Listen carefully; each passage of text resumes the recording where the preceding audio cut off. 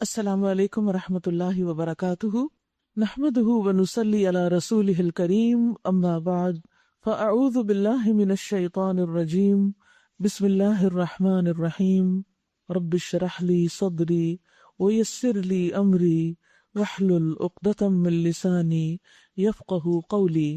23واں پارہ۔ شروع کرتی ہوں اللہ کے نام سے جو بے انتہا مہربان نہایت رحم فرمانے والا ہے۔ وَمَا لِيَ لَا أَعْبُدُ الَّذِي فَطَرَنِي وَإِلَيْهِ تُرْجَعُونَ۔ آخر کیوں نہ میں اس ہستی کی بندگی کروں جس نے مجھے پیدا کیا، جو میرا خالق ہے، اس کا مجھ پر سب سے بڑا حق ہے۔ وَإِلَيْهِ تُرْجَعُونَ، اور تم سب کو بھی اسی کی طرف لوٹایا جائے گا، تمہاری واپسی بھی وہی ہے، اسی کے سامنے جا کے کھڑے ہونا ہے، لہٰذا اس دن کی تیاری کرنی چاہیے۔ أَأَتَّخِذُ مِن دُونِهِ آلِهَةً إن يردني الرحمن بضر لا تغني عني شفاعتهم شيئا ولا ينقذون۔ کیا میں اسے چھوڑ کر دوسرے معبود بنا لوں؟ حالانکہ اگر رحمان مجھے کوئی نقصان پہنچانا چاہے تو نہ ان کی شفاعت میرے کسی کام آ سکتی ہے اور نہ وہ مجھے چھڑا ہی سکتے ہیں۔ یعنی اللہ سبحانہ تعالیٰ کے سامنے ان کی کوئی حیثیت ہی نہیں، کوئی قیمت ہی نہیں، کوئی ان کے پاس قوت ہی نہیں، وہ میرے کسی فائدے کے ہی نہیں، تو میں آخر کس طرح اللہ کو چھوڑ کر انہیں اپنا معبود بناؤں؟ اگر میں ایسا کروں تو میں صریح گمراہی میں مبتلا ہو جاؤں گا۔ انی آمنت بربکم، بے شک میں تمہارے رب پر ایمان لایا، یعنی تم اس کو رب مانتے ہو یا نہیں مانتے، لیکن میرا ایمان اسی پر ہے، وہ تمہارا بھی رب ہے۔ فاسمعونی، پس سنو مجھے، میری بات سنو۔ قیل ادخل الجنہ، لیکن انہوں نے بات تو نہیں سنی، اس کو قتل کر دیا۔ قتل کرنے کے بعد اس کا انجام کیا ہوا؟ وہ شہادت کے مرتبے کو پہنچا، اور شہادت کا رتبہ کیا ہے کہ انسان فوراً ہی اس کی روح کو جنت میں پہنچا دیا جاتا ہے۔ اس شخص سے کہہ دیا گیا داخل ہو جاؤ جنت میں۔ اس نے کہا کاش میری قوم کو معلوم ہوتا کہ میرے رب نے کس چیز کی بدولت میری مغفرت فرما دی اور مجھے باعزت لوگوں میں داخل کر دیا۔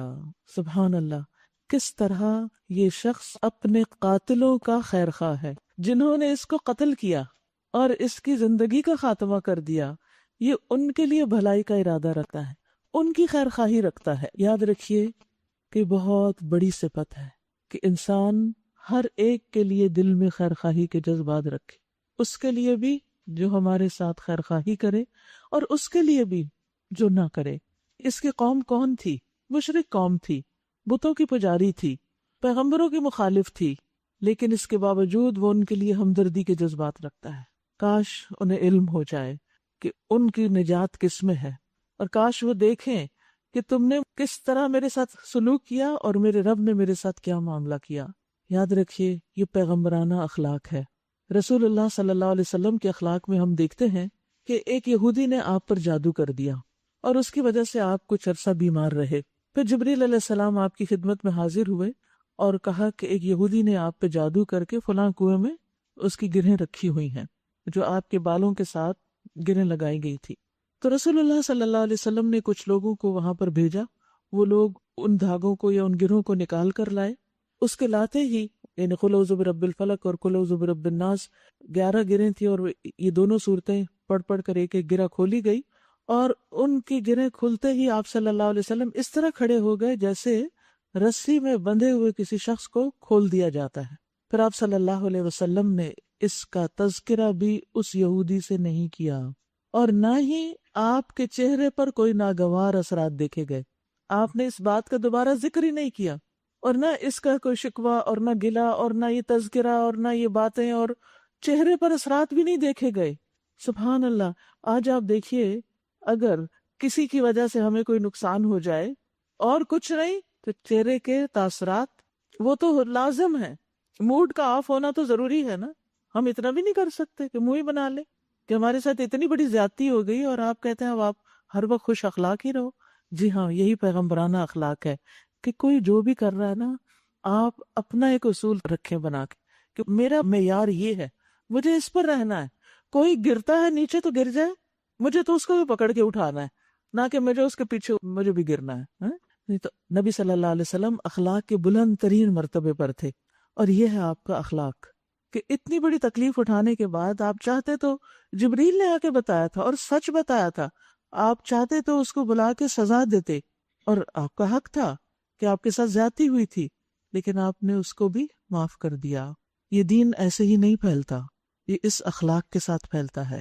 اور جب تک دین کا کام کرنے والے اپنے اندر پیغمبر کی سنت کو زندہ نہ کریں، ان کے اسوہ حسنہ کو اپنا نمونہ نہ بنائے، اس وقت تک برکت نہیں ہوتی۔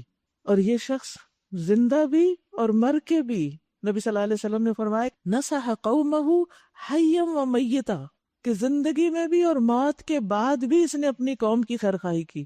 اتنا زیادہ اس کے دل میں لوگوں کے لیے خیرخواہی کا جذبہ تھا۔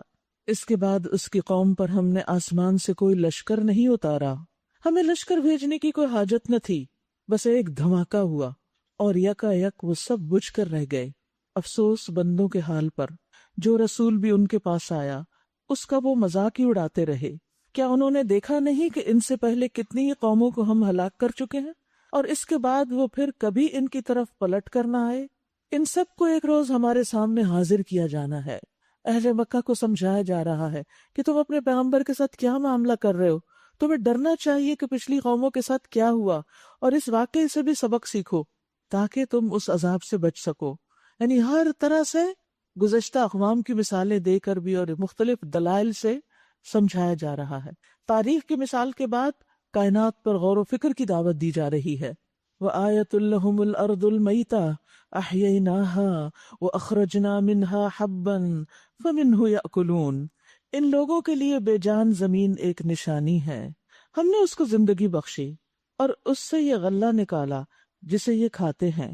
ہم نے اس میں کھجوروں اور انگوروں کے باغ پیدا کیے اور اس کے اندر سے چشمے پھوڑ نکالے۔ ایک زمین کے اندر کیا کچھ ہے، سبحان اللہ، تاکہ یہ اس کے پھل کھائیں۔ یہ سب کچھ ان کے اپنے ہاتھوں کا پیدا کیا ہوا نہیں ہے۔ آپ کو معلوم ہے کہ چشموں کا پانی جس زمین کو لگتا ہے صاف ستھرا، وہاں کے پھلوں کا ذائقہ اور ان کی تاثیر ہی کچھ اور ہوتی ہے، ان کی غذائیت ہی کچھ اور ہوتی ہے۔ پہاڑی علاقوں میں جہاں مختلف فروٹس کے جو درخت اگتے ہیں، ان کا ذائقہ اور میدانی علاقوں میں یا خود سے پانی دے کے جن پودوں کو اگایا جاتا ہے، بہت بڑا فرق ہوتا ہے۔ تو یہاں خاص طور پر چشموں کا ذکر کیا گیا اور پھر پھلوں کا۔ یہ سب کچھ ان کے اپنے ہاتھوں کا پیدا کیا ہوا نہیں ہے، یہ انسانوں نے چیزیں نہیں بنائی، یہ اللہ نے بنائی ہیں۔ افلا یشکرون، کیا پھر یہ شکر ادا نہیں کرتے کہ دینے والے کو پہچانے؟ سبحان الذی خلق الازواج کلھا، پاک ہے وہ ذات جس نے ہر قسم کے جوڑے پیدا کیے، خواہ وہ زمین کی نباتات میں سے ہوں یا خود ان کی اپنی جنس میں سے یعنی انسانوں میں سے، یا ان اشیاء میں سے جن کو یہ جانتے تک نہیں۔ یعنی اللہ سبحانہ تعالیٰ نے کائنات کی جتنی بھی یہ چیزیں پیدا کی ان کو جوڑوں کی شکل میں پیدا کی، اور خود اکیلا ہے، واحد الاحد وہی ہے، باقی ہر کوئی محتاج ہے، اسے ساتھی کی ضرورت ہے، مددگار کی ضرورت ہے، جوڑے کی ضرورت ہے۔ اور پھر آپ دیکھیے کہ یہاں پر سبحانہ سے بات شروع ہے، سبحان الذی، سبحان اللہ تعجب کے وقت کا کلمہ بھی ہے، یعنی ان لوگوں کے اوپر تعجب ہے کہ یہ اتنی بڑی بڑی نشانیاں دیکھتے ہیں اور پھر بھی نہیں مانتے۔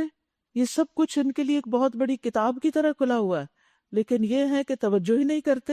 وَآیَةٌ لَهُمُ اللَّیْلُ، اور ان کے لیے ایک اور نشانی رات ہے، ہم اس کے اوپر سے دن ہٹا دیتے ہیں تو ان پر اندھیرا چھا جاتا ہے۔ یعنی دن کے مقابلے میں رات کو نشانی کہا کہ کس طرح پھیل جاتی ہے، ہر چیز کو تاریک کر دیتی ہے اور انسان اس کو نوٹس کیے بغیر رہ نہیں سکتا۔ وَالشَّمْسُ تَجْرِي لِمُسْتَقَرٍّ لَهَا، اور سورج وہ اپنے ٹھکانے کی طرف چلا جا رہا ہے۔ یہ زبردست علیم ہستی کا باندھا ہوا حساب ہے، العزیز العلیم، دو صفات یہاں ذکر ہوئی ہیں۔ آپ دیکھیے کہ سورج جو ہے اس کا ایک مستقر ہے، جیسے کہ آپ جانتے ہیں کہ اللہ سبحانہ تعالیٰ نے بہت سی گیلیکسیز پیدا کی، اور وہ گیلیکسی جس میں ہمارا یہ سولر سسٹم ہے اور اس کا جو محور ہے، یعنی کہ سورج کے گرد جتنے بھی سیارے ہیں جس میں زمین بھی ہے، یعنی زمین حرکت کر رہی ہے سورج کے گرد، اور پھر سورج ان سارے پلانٹس کو لے کے پھر اپنے دائرے میں حرکت کر رہا ہے، اور پھر ہماری گیلیکسی جو وہ اپنے مرکز کے گرد گھوم رہی، سب کے سب گھوم رہے ہیں۔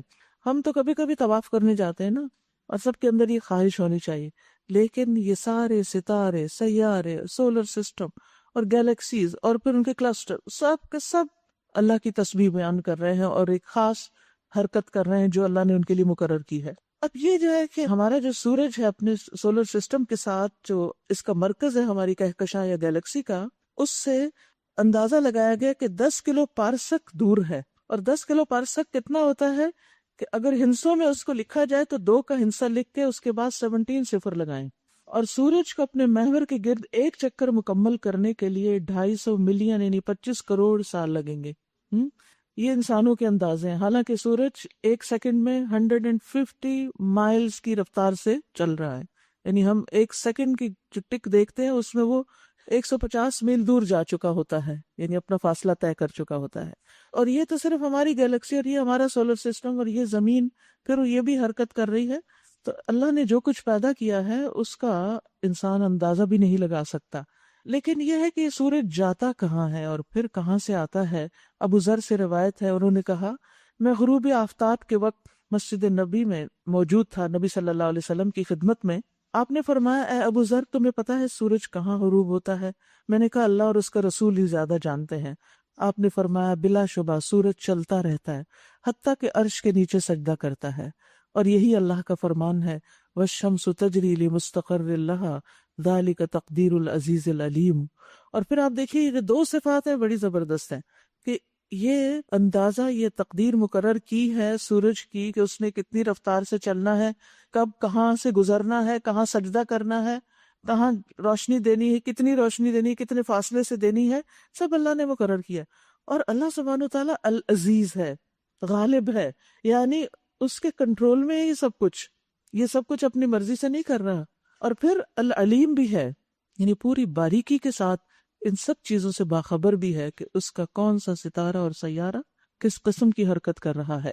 تو انسان کے لیے کیا ضروری ہے کہ ان نشانیوں سے سبق سیکھے۔ وَالْقَمَرَ قَدَّرْنَاهُ مَنَازِلَ، چاند اس کے لیے ہم نے منزلیں مقرر کر دی، یہاں تک کہ ان سے گزرتا ہوا وہ پھر کھجور کی سوکھی شاخ کی مانند رہ جاتا ہے۔ آپ کے گھر میں یا قریب میں کہیں اگر کھجور کا درخت ہو تو آپ اس کو دیکھیے کہ کس طرح جب وہ پتا اس کا سوکھتا ہے تو کیا شیپ بناتا ہے۔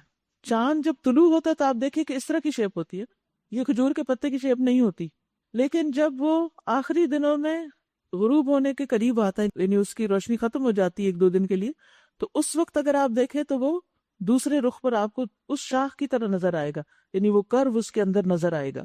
نہ سورج کے بس میں یہ ہے کہ وہ چاند کو جا پکڑے، اور نہ رات دن پر سبقت لے جا سکتی ہے، اس سے آگے نہیں نکل سکتی۔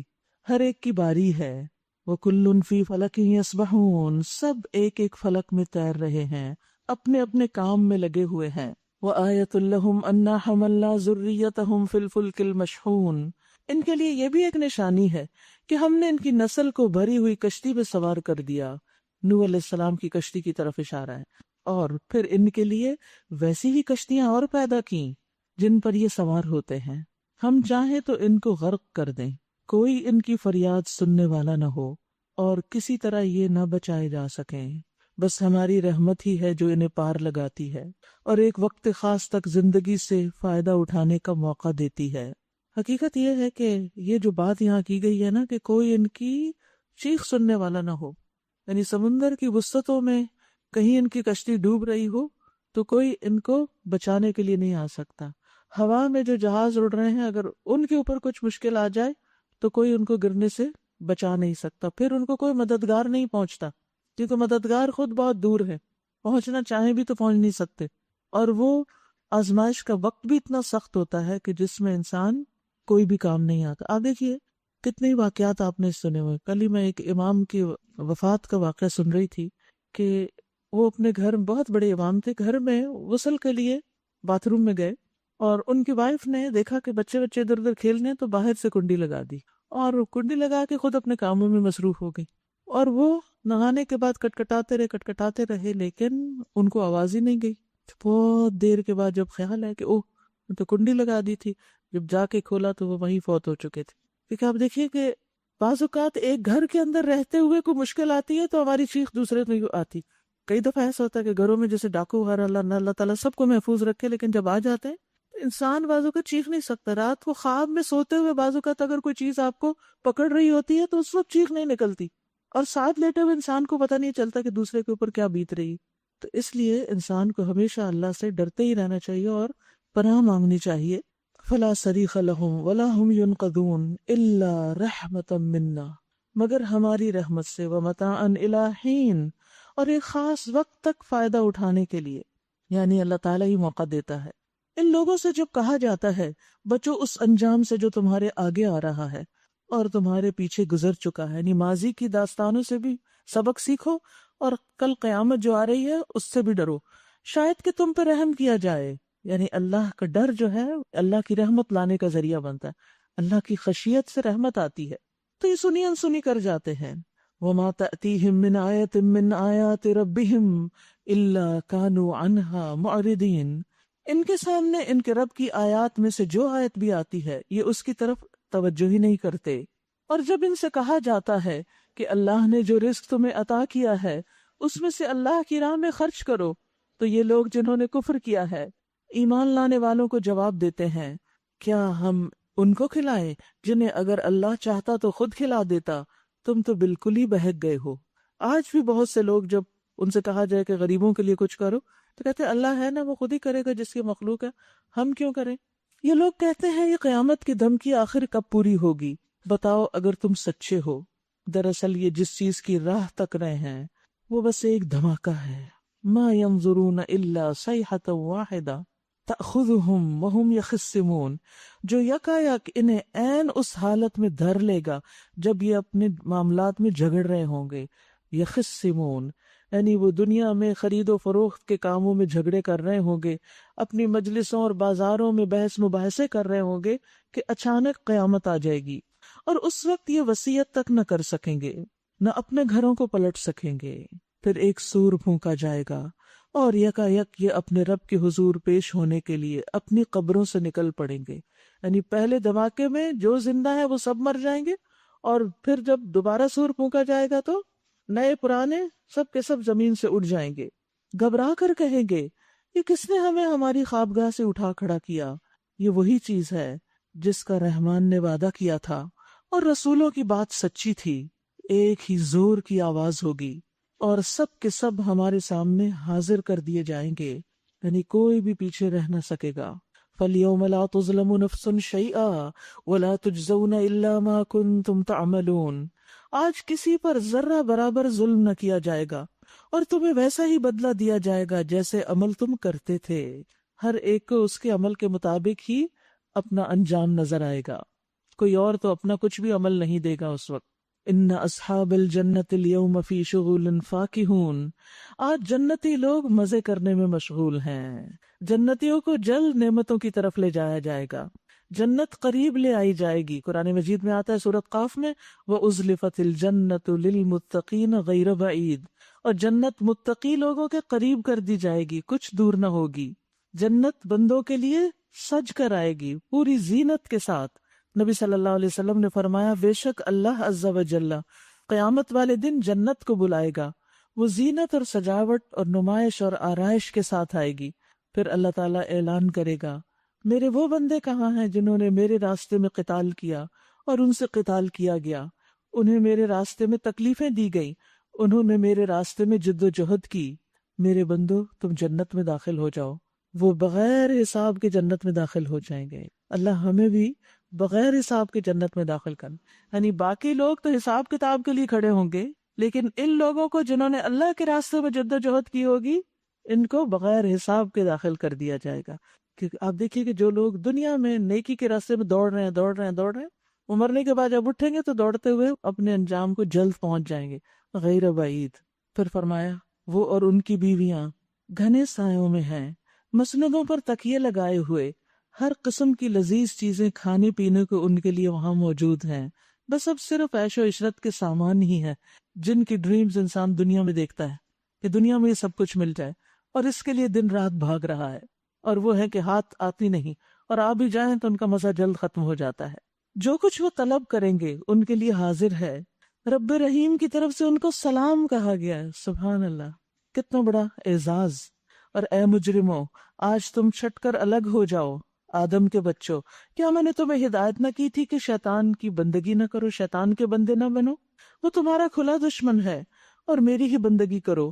یہ سیدھا راستہ ہے، مگر اس کے باوجود اس نے تم میں سے ایک بڑے گروہ کو گمراہ کر دیا، جبلن کثیرا، کثیر تعداد میں وہ لوگوں کو بہکانے میں کامیاب ہو گیا۔ کیا تم عقل نہیں رکھتے تھے؟ اس کی چالوں کو نہیں سمجھتے تھے؟ یہ وہی جہنم ہے جس سے تمہیں ڈرایا جاتا رہا۔ جو کفر تم دنیا میں کرتے رہے ہو اس کی پاداش میں اب اس کا ایندھن بنو۔ آج ہم ان کے منہ بند کیے دیتے ہیں، ان کے ہاتھ ہم سے بولیں گے اللہ اکبر، اور ان کے پاؤں گواہی دیں گے کہ یہ دنیا میں کیا کمائی کرتے رہے ہیں۔ ہاتھ پاؤں بولنے لگیں گے۔ اس لیے انسان کو سوچ سمجھ کے ہاتھ پاؤں کا استعمال کرنا چاہیے، کن کاموں میں لگا رہے ہیں، اللہ کی اطاعت کے کاموں میں یا نافرمانی کے کاموں میں۔ ہم چاہیں تو ان کی آنکھیں موند دیں، یعنی مٹا دیں، پھر یہ راستے کی طرف لپک کر دیکھے کہاں سے انہیں راستہ سجھائی دے گا۔ ہم چاہیں تو انہیں ان کی جگہ پر اس طرح مسخ کر کے رکھ دیں کہ یہ نہ آگے چل سکے نہ پیچھے ہٹ سکے، یعنی یہ اللہ کی دی ہوئی اس ڈھیل، اس مہلت، اس آزادی سے بھول نہ جائیں، غلط فہمی میں مبتلا نہ ہو جائیں کہ اللہ ان کو پکڑ نہیں سکتا۔ وہ پکڑ سکتا ہے، لیکن اس نے ایک وقت مقرر کیا ہوا ہے۔ جس شخص کو ہم لمبی عمر دیتے ہیں اس کی ساخت کو ہم الٹ دیتے ہیں، پھر بچہ بن جاتا ہے۔ کیا یہ حالات دیکھ کر انہیں عقل نہیں آتی؟ کیا عقل کہ ان کے بس میں کچھ بھی نہیں، اپنا آپ بھی نہیں، اپنے اوپر بھی کنٹرول نہیں، اپنی طاقتوں اور قوتوں پر بھی بندے کا کچھ زور نہیں، جو کچھ بھی کر لے وہ اس کے ہاتھ سے نکلتی چلی جاتی۔ جیسے ریت کو اگر آپ مٹھی میں پکڑ کے رکھیں، ہاتھ میں نہیں رہتی، گرتی چلی جاتی ہے حتیٰ کہ ختم ہو جاتی ہے۔ زندگی بھی بس ایسے ہی ہے کہ آپ اسے جتنا مرضی پکڑ کے رکھیں، جتنا مرضی مینٹین کریں، لیکن ایک وقت آتا ہے کہ انسان اس کیفیت کو پہنچ ہی جاتا ہے۔ ہم نے اس نبی کو شعر نہیں سکھایا اور نہ شاعری اس کو زیب دیتی ہے، یہ تو ایک نصیحت ہے اور صاف پڑھی جانے والی کتاب۔ کیوں آئی ہے یہ کتاب؟ لِيُنذِرَ مَنْ كَانَ حَيًّا وَيَحِقَّ الْقَوْلُ عَلَى الْكَافِرِينَ، تاکہ ہر اس شخص کو خبردار کرے جو زندہ ہو۔ جس کا دل زندہ ہوتا ہے وہ اس کتاب سے فائدہ اٹھاتا ہے۔ یعنی یہ کتاب تو اپنے مضامین بیان کر رہی ہے، لیکن ہر ایک کو فائدہ نہیں ہوتا، اس کے لیے زندہ دل چاہیے ہوتا ہے، اور دل زندہ ہوتے ہیں ایمان کے ساتھ، کیونکہ أَوَمَنْ كَانَ مَيْتًا فَأَحْيَيْنَاهُ، کیا بھلا وہ شخص جو مردہ تھا پھر ہم نے اس کو زندگی بخشا، یعنی وہ کفر کی حالت پہ تھا پھر ہم نے اس کو ایمان بخشا، یا پھر وہ جہالت میں ڈوبا ہوا تھا، غفلت میں ڈوبا ہوا تھا، پھر ہم نے اس کو ایک روشنی دے دی، تاکہ ہر اس شخص کو خبردار کرے جو زندہ ہو اور انکار کرنے والوں پر حجت قائم ہو جائے۔ کیا یہ لوگ دیکھتے نہیں ہیں کہ ہم نے اپنے ہاتھوں کی بنائی ہوئی چیزوں میں سے ان کے لیے مویشی پیدا کیے ہیں اور اب یہ ان کے مالک ہیں، گائے، بھینس، بکری، بھیڑ وغیرہ۔ سبحان اللہ، کیسے اللہ نے ان کو ہمارے لیے مسخر کیا۔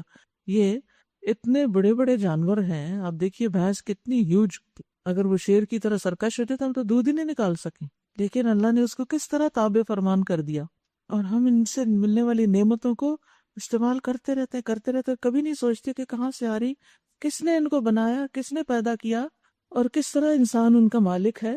ہم نے انہیں اس طرح ان کے بس میں کر دیا ہے کہ ان میں سے کسی پر یہ سوار ہوتے ہیں جیسے اونٹ، کسی کا یہ گوشت کھاتے ہیں، اور ان کے اندر ان کے لیے طرح طرح کے فوائد اور مشروبات ہیں، دودھ، دہی، لسی، شربت۔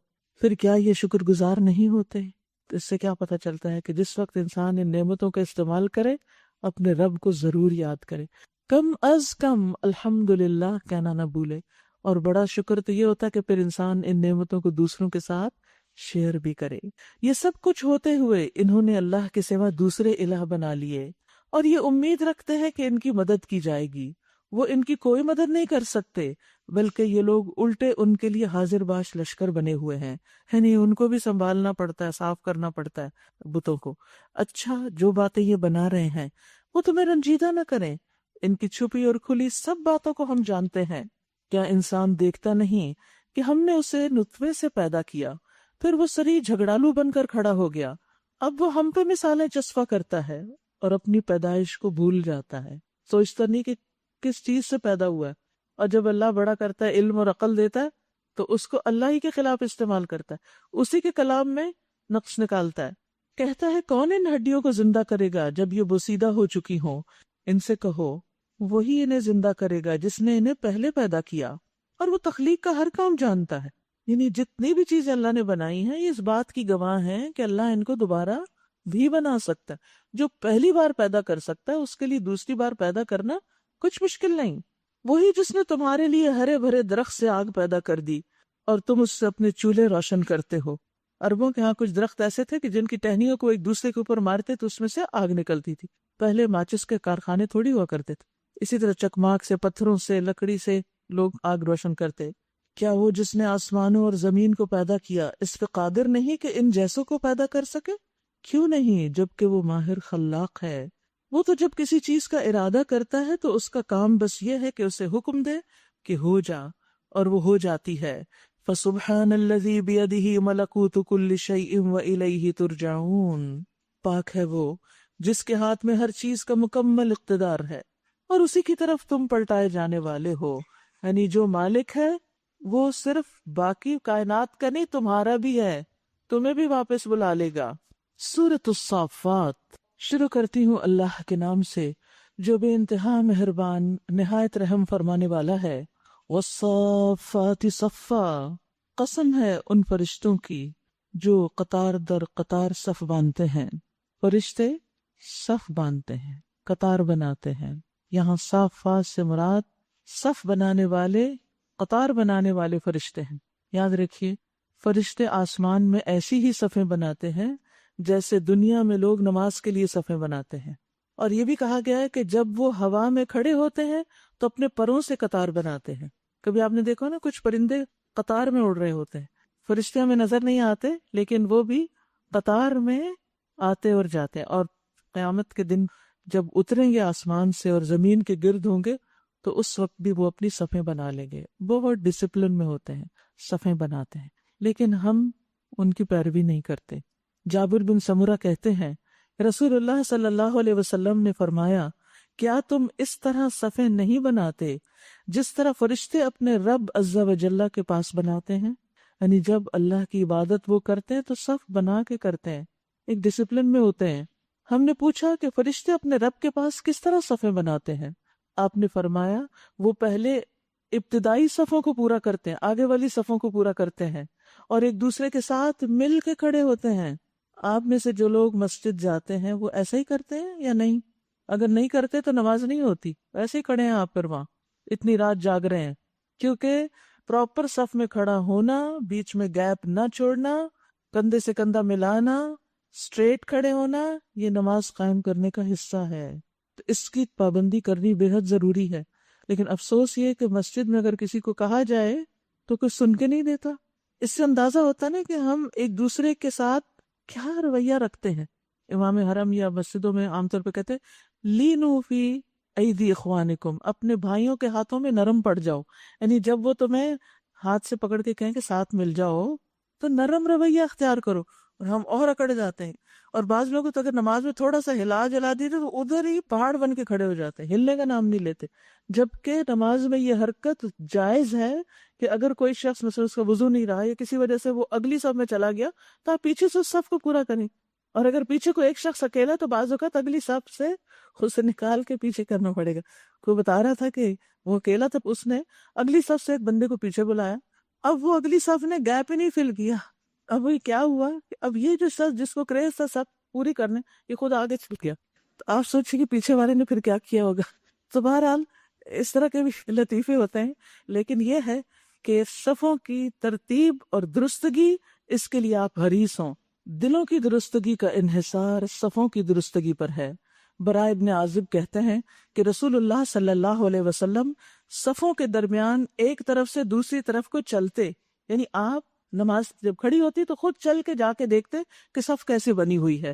آپ ہمارے سینوں اور کندھوں پہ ہاتھ پھیرتے، یعنی پیچھے سے برابر کرتے اور فرماتے آگے پیچھے نہ ہو ورنہ تمہارے دلوں میں اختلاف آ جائے گا، اس سے ڈرنا چاہیے.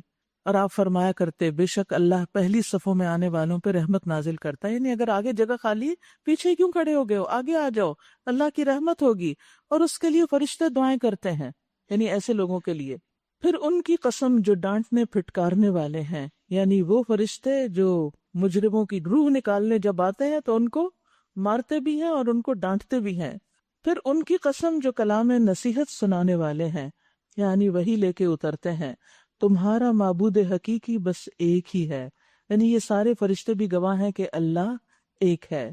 وہ جو آسمانوں اور زمین کا رب ہے اور ان تمام چیزوں کا جو زمین و آسمان میں ہیں، اور سارے مشرقوں کا مشرق اور مغرب ایک نہیں، زیادہ ہیں، اسی لیے چاند کہیں نظر آتا ہے کہیں نہیں آتا، اور روزے میں فرق پڑ جاتا ہے ایک آدھ دن کا۔ یعنی اس کا مطلب ہے کہ ہر ملک اور ہر علاقے کا مشرق الگ ہے، مشرقوں کی بات ہو رہی ہے، سب دنیا کا ایک ہی مشرق نہیں ہے۔ ہم نے آسمان دنیا کو تاروں کی زینت سے آراستہ کیا اور ہر شیطان سرکش سے اس کو محفوظ کر دیا ہے۔ یہ شیاطین ملائے اعلیٰ کی باتیں نہیں سن سکتے، یعنی اوپر جا کے اب کچھ نہیں سن سکتے، ہر طرف سے مارے اور ہانکے جاتے ہیں، اور ان کے لیے پہم عذاب ہے۔ تاہم اگر کوئی ان میں سے کچھ لے اڑے تو ایک تیز شعلہ اس کا پیچھا کرتا ہے۔ اب ان سے پوچھو، ان کی پیدائش زیادہ مشکل ہے یا ان چیزوں کی جو ہم نے پیدا کر رکھی ہیں؟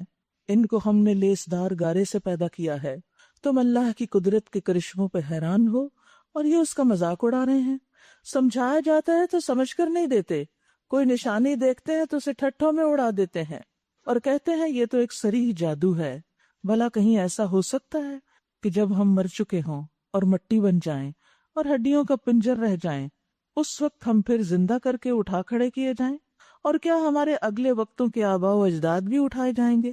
ان سے کہو ہاں، اور تم اللہ کے مقابلے میں بے بس ہو، بس ایک ہی جھڑکی ہوگی اور یکایک یہ اپنی آنکھوں سے وہ سب جس کی خبر دی جا رہی ہے دیکھ رہے ہوں گے۔ اس وقت یہ کہیں گے ہائے ہماری کمبختی، یہ تو یوم الجزا ہے، یہ تو یوم الجزا ہے۔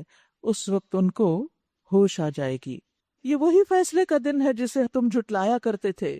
گھیر لاؤ سب ظالموں اور ان کے ساتھیوں اور ان معبودوں کو جن کی یہ اللہ کو چھوڑ کر بندگی کیا کرتے تھے۔ یہاں پر ازواج کا لفظ ساتھیوں کے لیے آیا ہے، یعنی ان کو بھی اکٹھا کر لو اور ان کے ساتھیوں کو، دوستوں کو، سب کو، اور جن کی یہ عبادت کرتے تھے بتوں کی ان کو بھی۔ تو یاد رکھیے پھر اس وقت کون کس کے ساتھ ہوگا؟ جس طرح کا اس کا عمل ہوگا، جس سے وہ محبت کرتا ہوگا۔ المرء مع من احبہ، انسان اسی کے ساتھ ہوگا جس سے وہ محبت کرے گا۔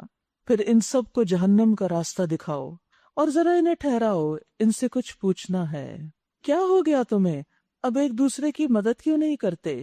ارے آج تو یہ اپنے آپ کو حوالے کیے دے رہے ہیں، اس کے بعد یہ ایک دوسرے کی طرف مڑیں گے اور باہم تکرار کرنا شروع کر دیں گے۔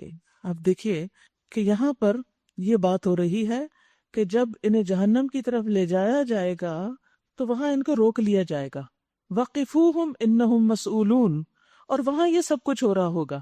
یاد رکھیے پل صراط کے پاس بھی سوال ہوگا، یعنی ابن عباس کہتے ہیں کہ ان لوگوں سے ان کے اقوال اور افعال کے بارے میں پوچھا جائے گا۔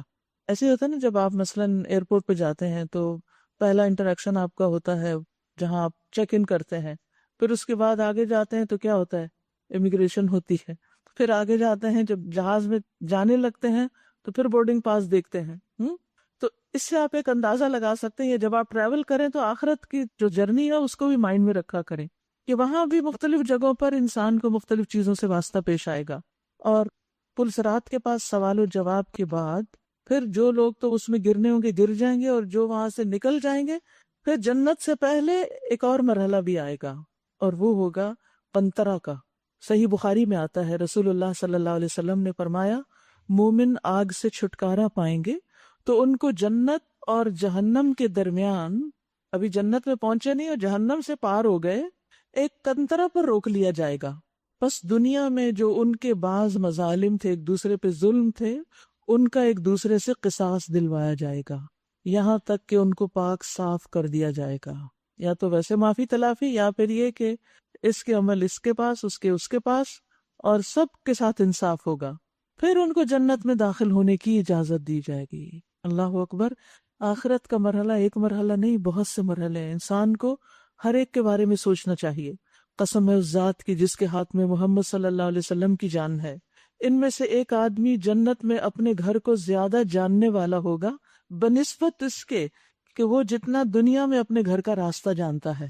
یعنی اس کو خود ہی پتا ہوگا کہ میں کہاں سے بلانگ کرتا ہوں، میرے کیا عمل تھے، کس درجے تک میں گیا دنیا میں نیکیوں کے، اور کس طرح کا میرا گھر ہو سکتا ہے، اور فوراً وہ اپنے اس متعلقہ جگہ پر پہنچ جائے گا۔ جنت کی وسعتیں زمین و آسمان کے برابر ہیں، تو میں کبھی سوچتی ہوں کہ اگر ایک بندے کی جنت اتنی بڑی ہے تو سارے جو جنتی تو پھر وہ کتنی بڑی جگہ ہوگی. لیکن جب میں ان گیلیکسیز کا حال پڑھتی ہوں تو اب دیکھیے کہ سورج کا اپنے مرکز سے ہی فاصلہ اتنا بڑا ہے، تو باقی ستارے اور سیارے اور پھر باقی گیلیکسیز اور باقی ان کے کلسٹرز اور آگے بڑے بڑے سٹارز کتنی کتنی دور ہیں، ان کے فاصلوں کا تو ہم اندازہ ہی نہیں کر سکتے. تو یہ سب کے لیے پورا ہو جائے گا. اللہ کے لیے کیا مشکل ہے کسی چیز کو کتنا بھی وسیع کر دے. تو اس لیے ایسی چیزوں کو پڑھ کے کبھی شک نہیں کرنا چاہیے کہ یہ کیسے ہوگا. ٹھیک ہے سوال ذہن میں ضرور آتا ہے، لیکن اللہ کی قدرت پر ایمان ہونا چاہیے کہ اللہ سب کچھ کر سکتا ہے، اس کے لیے کچھ بھی مشکل نہیں. اب یہاں پر کچھ لوگ آپس میں جھگڑنے لگیں گے. پیروی کرنے والے اپنے لیڈر سے کہیں گے ہم تمہارے پاس سیدھے رخ سے آتے تھے. وہ جواب دیں گے نہیں، بلکہ تم خود ایمان لانے والے نہ تھے، ہمارا تم پہ کوئی زور نہیں تھا، تم خود ہی سرکش لوگ تھے. آخر کار ہم اپنے رب کے اس فرمان کے مستحق ہو گئے کہ ہم عذاب کا مزہ چکھنے والے ہیں، سو ہم نے تمہیں بہکایا، ہم خود ہی بہکے ہوئے تھے. سب اقرار کر لیں گے اپنے گناہوں کا، مگر وہاں فائدہ نہیں. فائدہ آج دنیا میں ہے کہ ہم اپنی غلطیوں کو مان جائیں اور اپنی اصلاح کا کام شروع کر دیں. اس طرح وہ سب اس روز عذاب میں مشترک ہوں گے، سب اکٹھے ہوں گے. جس طرح جرم میں اکٹھے تھے ایسے ہی عذاب میں بھی اکٹھے. ہم مجرموں کے ساتھ یہی کچھ کیا کرتے ہیں.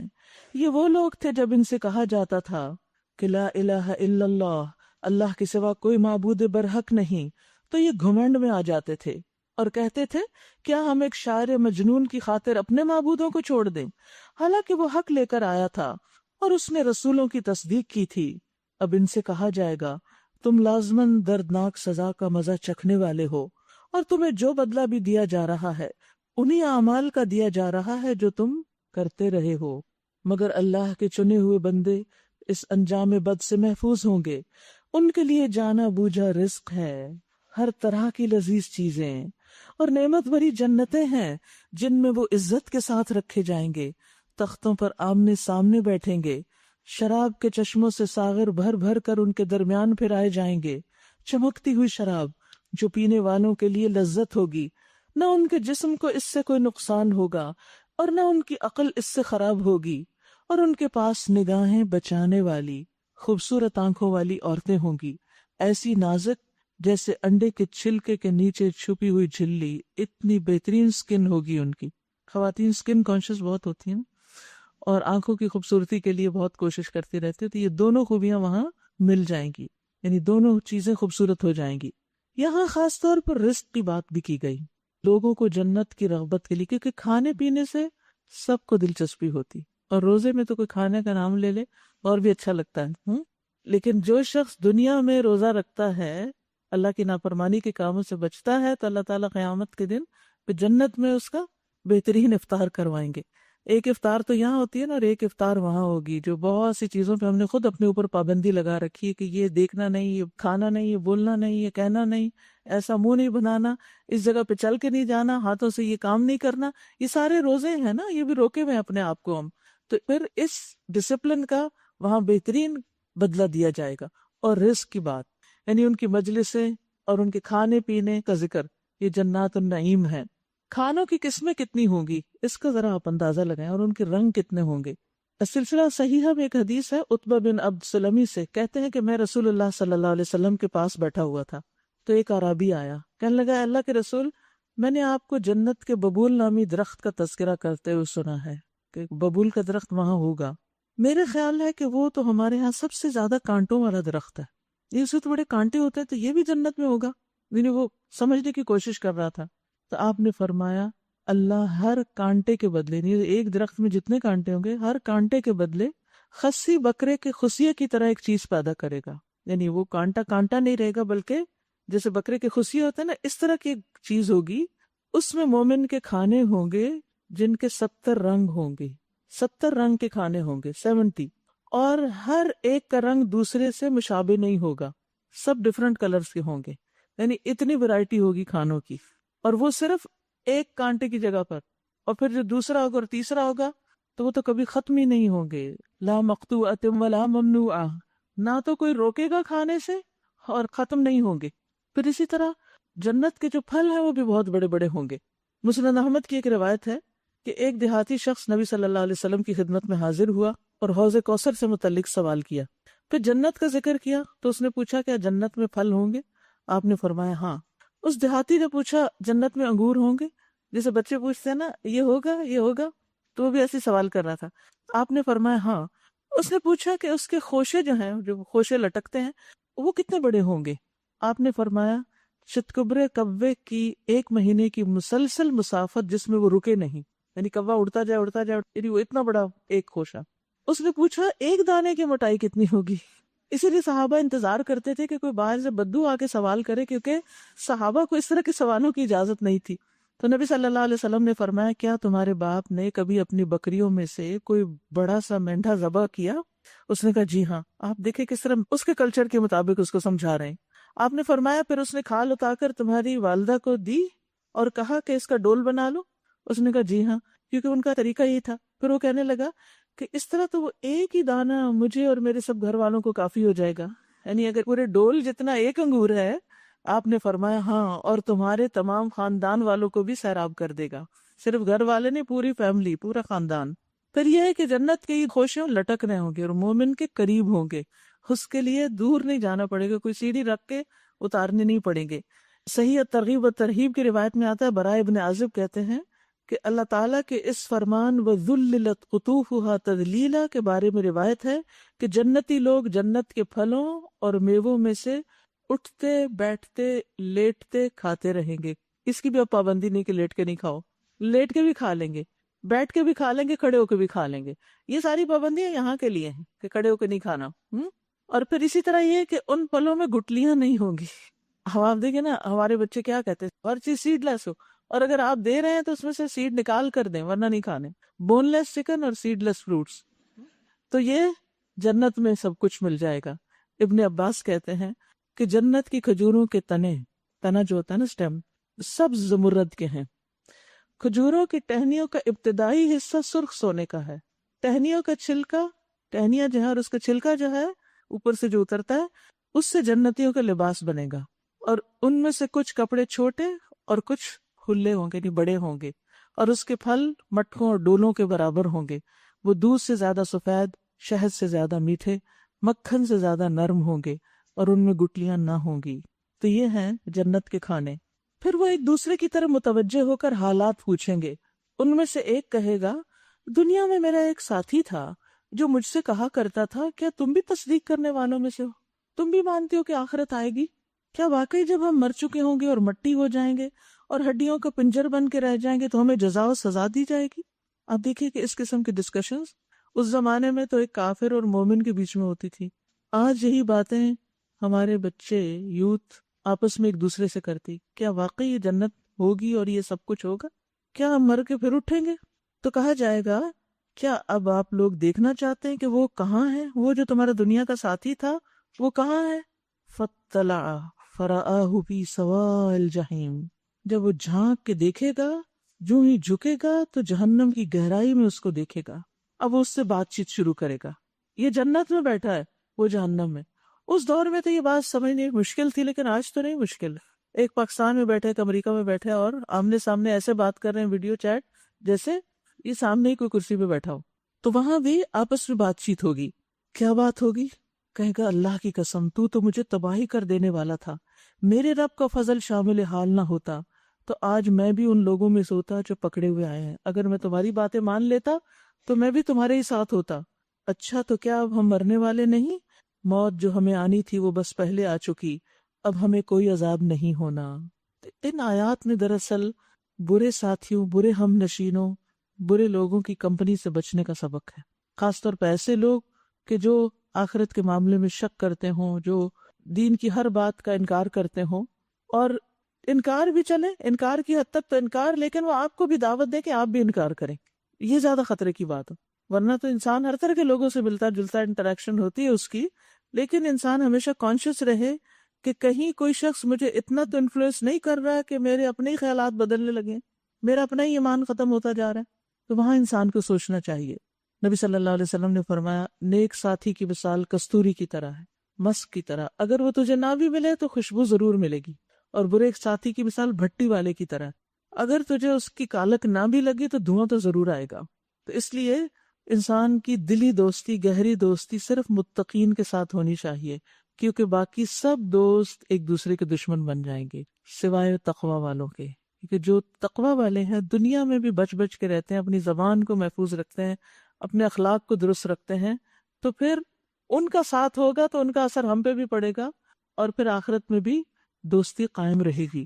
نبی صلی اللہ علیہ وسلم نے فرمایا مومن کے علاوہ کسی کی صحبت اختیار نہ کرو. صحبت ہوتا ہے کسی کے ساتھ ساتھ رہنا، ہر وقت ساتھ رہنا، یعنی ایسی دوستی جس میں انسان روز ملے. اور تمہارا کھانا متقی کے سوا کوئی نہ کھائے، یعنی تم کھانے کی دعوتیں اور مجلسیں کرتے ہو اس میں بھی تمہارے ساتھ تقوی والے ہونے چاہیے. ورنہ کیا ہوتا ہے کہ کھانے کی مجلس میں انسان کیئر فری ہو جاتا ہے، وہ ہر طرح کی باتیں شروع ہو جاتی. تو ایسی پارٹیز جس میں جا کر آپ کا ایمان ہی کمزور ہو جائے، اس میں یا تو کوئی خیر و بھلائی کی بات کرے، یا پھر آپ سمجھتے ہیں کہ آپ نہیں دوسروں کو سمجھا سکتے تو پھر اپنے آپ کو بچانے کی فکر کریں. اور ہمیشہ دعا کیا کریں کہ اللہ ہمیں نیک دوست عطا کر. علقمہ کہتے ہیں میں جب شام آیا تو میں نے 2 رکعت نماز پڑھی اور یہ دعا کی، یعنی نئے شہر میں گئے، نماز پڑھ کے دعا کی اللہم یسر لی جلیسا صالحا، اے اللہ مجھے کوئی نیک ساتھی عطا کر. کہتے پھر میں ایک قوم کے پاس آیا اور ان کی مجلس میں بیٹھ، کچھ لوگ حلقہ بنا کے بیٹھے تھے، وہاں آ کے بیٹھ گیا. تھوڑی دیر کے بعد ایک بزرگ آ گئے، وہ بھی وہاں بیٹھ گئے. میں نے پوچھا یہ کون ہے؟ پتہ چلا کہ یہ ابو درداء ہیں، نبی صلی اللہ علیہ وسلم کے صحابی ہیں. تو کہتے ہیں کہ میں نے تو ابھی یہ دعا کی تھی کہ اللہ مجھے کوئی نیک ساتھی عطا کر، تو اللہ نے مجھے آپ کو عطا کر دیا. تو اس دعا کو یاد کر لیجیے آج، اللہم یسر لی جلیسا صالحا. جلیس ہوتا وہ جو آپ کے ساتھ اٹھے بیٹھے، جس کے ساتھ آپ زندگی گزاریں. ان ھذا لہو الفوز العظیم لمثل ھذا فلیعمل العاملون. یقیناً یہی عظیم الشان کامیابی ہے، ایسی ہی کامیابی کے لیے عمل کرنے والوں کو عمل کرنا چاہیے. بولو یہ ضیافت اچھی ہے یا زقوم کا درخت؟ ہم نے اس درخت کو ظالموں کے لیے ایک فتنہ بنا دیا. وہ ایک درخت ہے جو جہنم کی تہ سے نکلتا ہے، وہ وہاں اگتا ہے. اس کے شگوفے ایسے ہیں جیسے شیطانوں کے سر. جہنم کے لوگ اسے کھائیں گے اور اسی سے پیٹ بھریں گے، پھر اس پر پینے کے لیے ان کو کھولتا ہوا پانی ملے گا، اور اس کے بعد ان کی واپسی اسی دوزخ کی آگ کی طرف ہوگی. یہ وہ لوگ ہیں جنہوں نے اپنے باپ دادا کو گمراہ پایا اور انہی کے نقش قدم پر دوڑ چلے، انہی کے پیچھے دوڑے چلے جا رہے. یہرعون، صرف آباء و اجداد کے دین پہ جا رہے ہیں، خود دین کو نہیں پڑھتے، نہیں سمجھتے، نہیں جانتے کہ اللہ نے کیا حکم دیا. حالانکہ ان سے پہلے بہت سے لوگ گمراہ ہو چکے تھے اور ان میں ہم نے تنبیہ کرنے والے رسول بھیجے تھے. اب دیکھ لو کہ ان تنبیہ کیے جانے والوں کا انجام کیا ہوا. اس بد انجامی سے بس اللہ کے وہی بندے بچیں گے جنہیں اس نے اپنے لیے خالص کر لیا ہو، الا عباد اللہ المخلصین. ہم کو اس سے پہلے نوح علیہ السلام نے پکارا تھا تو دیکھو ہم کیسے اچھے جواب دینے والے تھے، کس طرح دعا سنی ان کی. ہم نے اس کو اور اس کے گھر والوں کو کرب عظیم سے بچا لیا اور اسی کی نسل کو باقی رکھا، اور بعد کی نسلوں میں اس کی تعریف و توصیف چھوڑ دی. سلام ہے نوح پر علیہ السلام. تمام دنیا والوں میں ہم نیکی کرنے والوں کو ایسی ہی جزا دیتے ہیں، یعنی جیسی نوح علیہ السلام کو دی، جو ان کے طریقے پر ہوگا اس کو بھی یہی جزا دیں گے. حقیقت میں وہ ہمارے مومن بندوں میں سے تھا. پھر دوسرے گروہ کو ہم نے غرق کر دیا، اور نوح علیہ السلام ہی کے طریقے پر چلنے والا ابراہیم تھا علیہ السلام. اذ جاء ربہ بقلب سلیم، جب وہ اپنے رب کے حضور قلب سلیم لے کر آیا. قلب سلیم، قلب سلیم ہوتا ہے سلامت دل، شرک اور شک سے پاک، 2 چیزوں سے پاک، یعنی اللہ کے ساتھ کسی کو شریک نہ ٹھہرائے اور اللہ کے دین میں کوئی شک نہ کرے، اور بندوں کی خیر خواہی کرنے والا. اوف عرابی نے کہا میں نے محمد بن سیرین سے پوچھا کہ قلب سلیم سے مراد کیا ہے، یہ کیا ہوتا ہے قلب سلیم؟ انہوں نے کہا جو اللہ کی مخلوق کے معاملے میں اللہ عز و جل کی خیر خواہی کرنے والا ہو، یعنی جو بندوں کے لیے خیر خواہ ہو، جس دل میں بندوں کی محبت ہے، خیر خواہی ہے، تڑپ ہے. جریر بن عبداللہ کہتے ہیں میں نے نبی صلی اللہ علیہ وسلم سے ہر مسلمان کے ساتھ خیر خواہی کرنے کی بیعت کی، ان سے پکا وعدہ کیا میں ہر ایک کی خیر خواہی کروں گا. اور یاد رکھیے ہر مسلمان کی خیر خواہی اس کا حق ہے جو ہمیں دینا ہوگا. ابو ہریرہ کہتے ہیں رسول اللہ صلی اللہ علیہ وسلم نے فرمایا مسلمان کے مسلمان پر 6 حق ہیں. آپ سے عرض کیا گیا اللہ کے رسول وہ کیا ہے، یعنی دوسرے مسلمان کا مجھ پہ کیا حق ہے؟ ہم کہتے ہیں نا حقوق العباد، حقوق العباد، تو وہ کیا ہوتے ہیں حقوق العباد؟ آپ نے فرمایا جب تم اسے ملو تو سلام کرو، جب وہ تمہیں دعوت دے تو قبول کرو، چاہے کھانے کی دے یا درس کی دے۔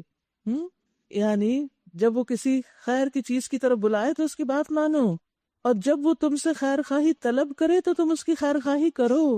اور ایک اور روایت میں ہے کہ اس کی غیر موجودگی میں اس کے خیر خواہ رہو، یعنی کہ صرف سامنے وہ نہیں تب بھی اس کے لیے بھلی بات ہی کرو۔ چوتھی بات، جب وہ چھینکے اور الحمدللہ کہے تو تم یرحمک اللہ کہو۔ پانچویں چیز، جب وہ بیمار ہو جائے تو اس کی عیادت کرو۔ اور چھٹی بات، جب وہ فوت ہو جائے تو اس کے جنازے میں شرکت کرو۔ اور جنازہ کیا ہے؟ دراصل دعائیں مغفرت ہے نا، اس کے لیے دعا کرنی ہوتی۔ تو خواتین تو جنازے پہ نہیں جا سکتی، لیکن کسی کی بھی وفات کی خبر سنے نا تو کیا کرے؟ دعا کر دیا کرے، اللہ اس کو بخش دے۔ اور پھر جو جتنا عزیز قریب ہو اس کے لیے اتنی انسان کے دل سے دعائیں نکلتی ہیں۔ خیر خواہی امانت ہے۔ عبداللہ بن مسعود کہتے ہیں کہ آپ صلی اللہ علیہ وسلم نے فرمایا، 3 باتیں ایسی ہیں جن کے بارے میں مسلمان کا دل خیانت نہیں کرتا۔ نمبر 1، عمل کا اللہ کے لیے خالص ہونا، یعنی ہر نیک کام اللہ کی خوشی کے لیے کرتا ہے۔ نمبر 2، ائمہ مسلمین کے لیے خیر خواہی، یعنی اپنے لیڈرز کے لیے خیر خواہی۔ اور نمبر 3، ان کی جماعت کے ساتھ رہنا، کیونکہ ان کی دعا دوسروں کو بھی شامل ہوتی ہے۔ یعنی انسان جب نیک لوگوں کے ساتھ مل کے رہتا ہے تو پھر وہ جب دعائیں کرتے ہیں تو انسان ان کی دعاؤں میں بھی شریک ہو جاتا ہے۔ تو ابراہیم علیہ السلام قلب سلیم لیے ہوئے آئے، خیر خواہی والا دل لیے ہوئے آئے۔ اذ قال لأبیہ وقومہ ماذا تعبدون، جب اس نے اپنے باپ اور اپنی قوم سے کہا، یہ کیا چیزیں ہیں جن کی تم عبادت کر رہے ہو؟ کیا اللہ کو چھوڑ کر جھوٹ گڑے ہوئے معبود چاہتے ہو؟ آخر اللہ رب العالمین کے بارے میں تمہارا کیا گمان ہے؟ پھر اس نے تاروں پر ایک نگاہ ڈالی اور کہا، میری طبیعت خراب ہے۔ چنانچہ وہ لوگ اسے چھوڑ کر چلے گئے۔ ان کے پیچھے وہ چپکے سے ان کے معبودوں کے مندر میں گھس گیا اور بولا، آپ لوگ کھاتے کیوں نہیں؟ کیا ہو گیا؟ آپ لوگ بولتے بھی نہیں؟ اس کے بعد وہ ان پر پل پڑا اور سیدھے ہاتھ سے خوب ضربیں لگائیں۔ واپس آ کر وہ لوگ بھاگے بھاگے اس کے پاس آئے۔ اس نے کہا، کیا تم اپنی ہی تراشی ہوئی چیزوں کو پوجتے ہو، حالانکہ اللہ ہی نے تم کو بھی پیدا کیا اور ان چیزوں کو بھی جنہیں تم بناتے ہو۔ انہوں نے آپس میں کہا، اس کے لیے ایک الاؤ تیار کرو، بہت بڑی آگ، اور اسے دہکتی آگ کے ڈھیر میں پھینک دو۔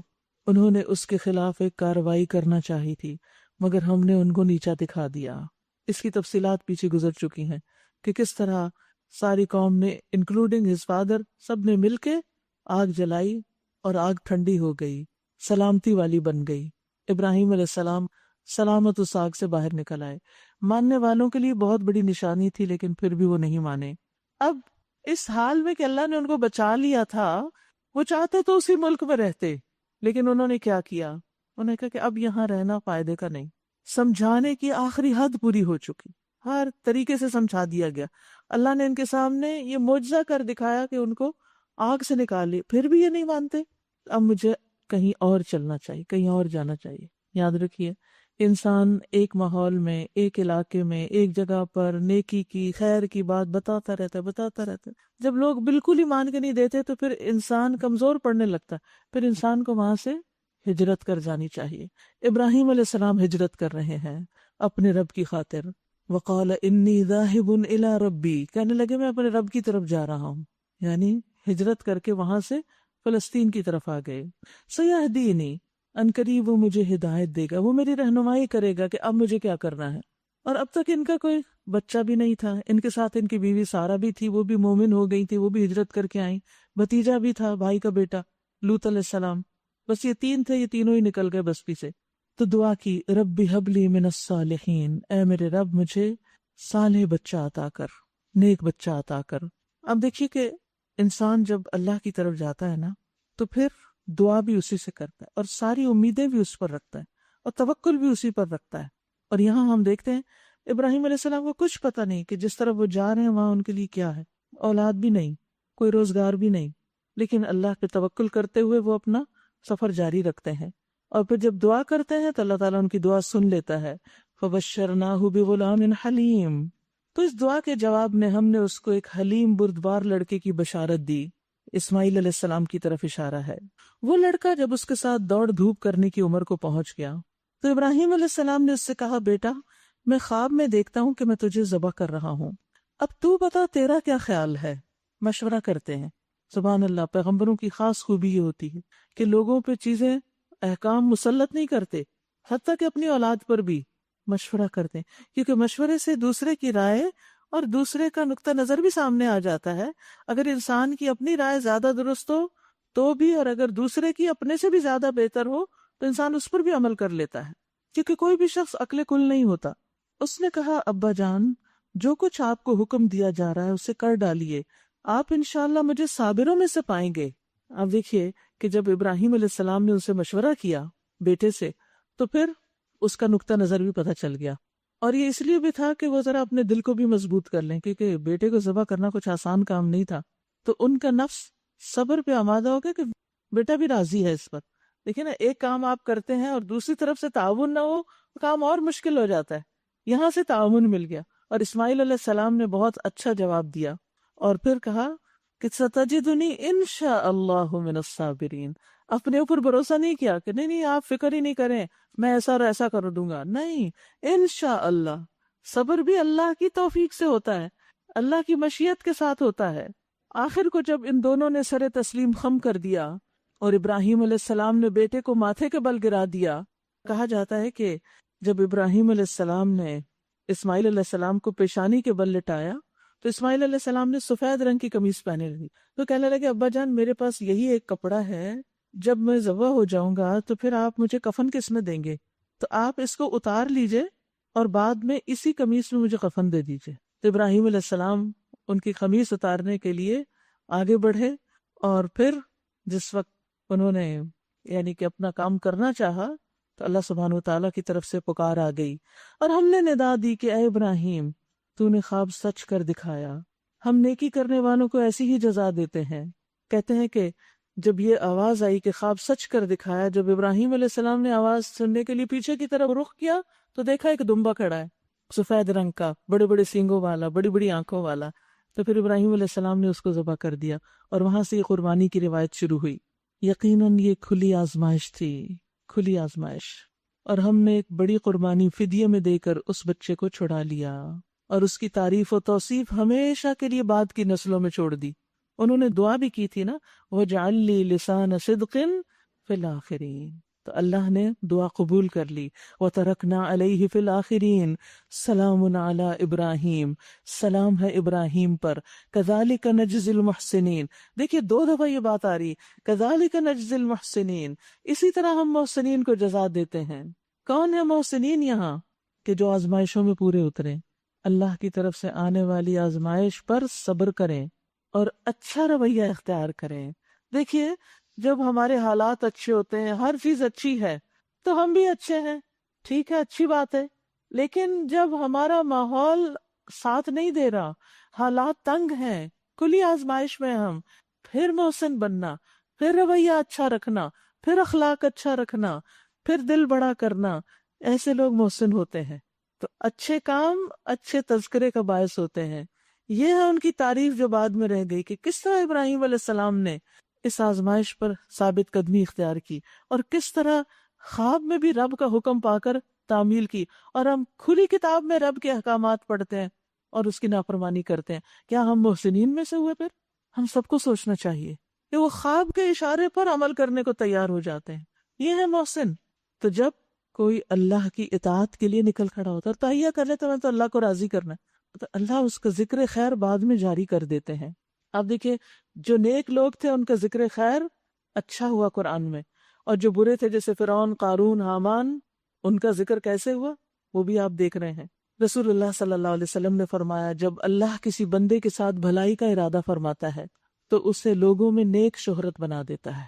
تو کسی نے کہا کہ نیک شہرت کیسے عطا کرتا ہے، یعنی لسان صدق کیا ہوتی ہے؟ آپ نے فرمایا وہ اس طرح کہ اس کے لیے اس کی موت سے پہلے نیک عمل کرنا آسان کر دیتا ہے، یعنی وہ شخص نیکی کے کاموں میں لگ جاتا ہے، حتیٰ کہ اس کے آس پاس والے سارے لوگ اس سے خوش ہو جاتے ہیں۔ یعنی پہلی زندگی جیسے بھی گزری زندگی کا آخری حصہ نیکی کے کاموں میں لگا دیتا ہے، ہر ایک کو راضی کر لیتا ہے۔ اور یاد رکھیے ہر انسان کی ایک مخصوص شہرت ہے آسمان پر۔ رسول اللہ صلی اللہ علیہ وسلم نے فرمایا ہر آدمی کی آسمان میں ایک مخصوص شہرت ہوتی ہے، اگر وہ شہرت آسمان میں اچھی ہو تو زمین میں بھی اچھی رکھ دی جاتی ہے، اگر آسمان میں بری ہو تو زمین میں بھی بری رکھ دی جاتی ہے۔ یہ شہرت کیا ہے؟ شہرت یہ ہے کہ کون شخص کس چیز سے پہچانا جا رہا ہے. اور یہ صرف آسمان میں نہیں، آپ نے دیکھا ہوگا کہ ہر بندے کا آپ کے دل میں ایک الگ ہی مقام ہوتا ہے. کچھ لوگوں کے بارے میں آپ سوچتے ہیں تو آپ کے اندر ایک خوشی ہوتی ہے، اور کچھ لوگوں کا خیال آتے ہی کیا ہوتا ہے، سب کو یہ ایکسپیرینس ہے نا. کچھ لوگوں کے بارے میں آپ سوچتے ہیں تو آپ کا دل خوش ہو جاتا ہے کہ اللہ کیسے اچھے لوگ ہیں. اکیلے میں بھی بیٹھ کے آپ مسکرا پڑتے ہیں، اتنے اچھے لوگ، کیا کیا خوبیاں، کیا کوالٹیز اللہ نے ان کو دی ہیں. اور کچھ لوگوں کے بارے میں آپ سوچتے ہیں تو آپ کہتے ہیں اللہ کی پناہ، اللہ بچا کے رکھنا، پھر کبھی آمنا سامنا نہ ہو. جو مر چکے ہیں نا لوگ، ان کے بارے میں بھی، کچھ کے بارے میں آپ سوچتے ہیں تو آپ کے دل سے دعا نکلتی، کچھ کے بارے میں آپ سوچتے ہیں تو بس اللہ ان کو معاف کر دے. اس طرح دعا نہیں کر سکتے، کوشش کر کے بھی. یاد رکھیے ہم اپنے اعمال کے ساتھ پہچانے جائیں گے، اور اعمال سے بھی زیادہ اخلاق کے ساتھ. اچھا اخلاق ہوگا تو اچھی نام بری ہوگی، آسمان والوں میں بھی اور زمین والوں میں بھی. تو اس لیے کسی پر اعتراض کے بجائے کہ وہ میری عزت نہیں کرتا، وہ میری قدر نہیں کرتا، وہ میرے ساتھ اچھا نہیں کرتا، اس کو بھول جائیے. وہ جو کرتا ہے نا وہ اس کی شہرت ہے. ہمیں وہ کرنا ہے جو ہمارے لیے اچھا ہے.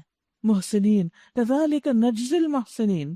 رسول اللہ صلی اللہ علیہ وسلم نے فرمایا قریب ہے کہ تم جنت والوں کو دوزخ والوں میں سے پہچان لو گے دنیا میں ہی.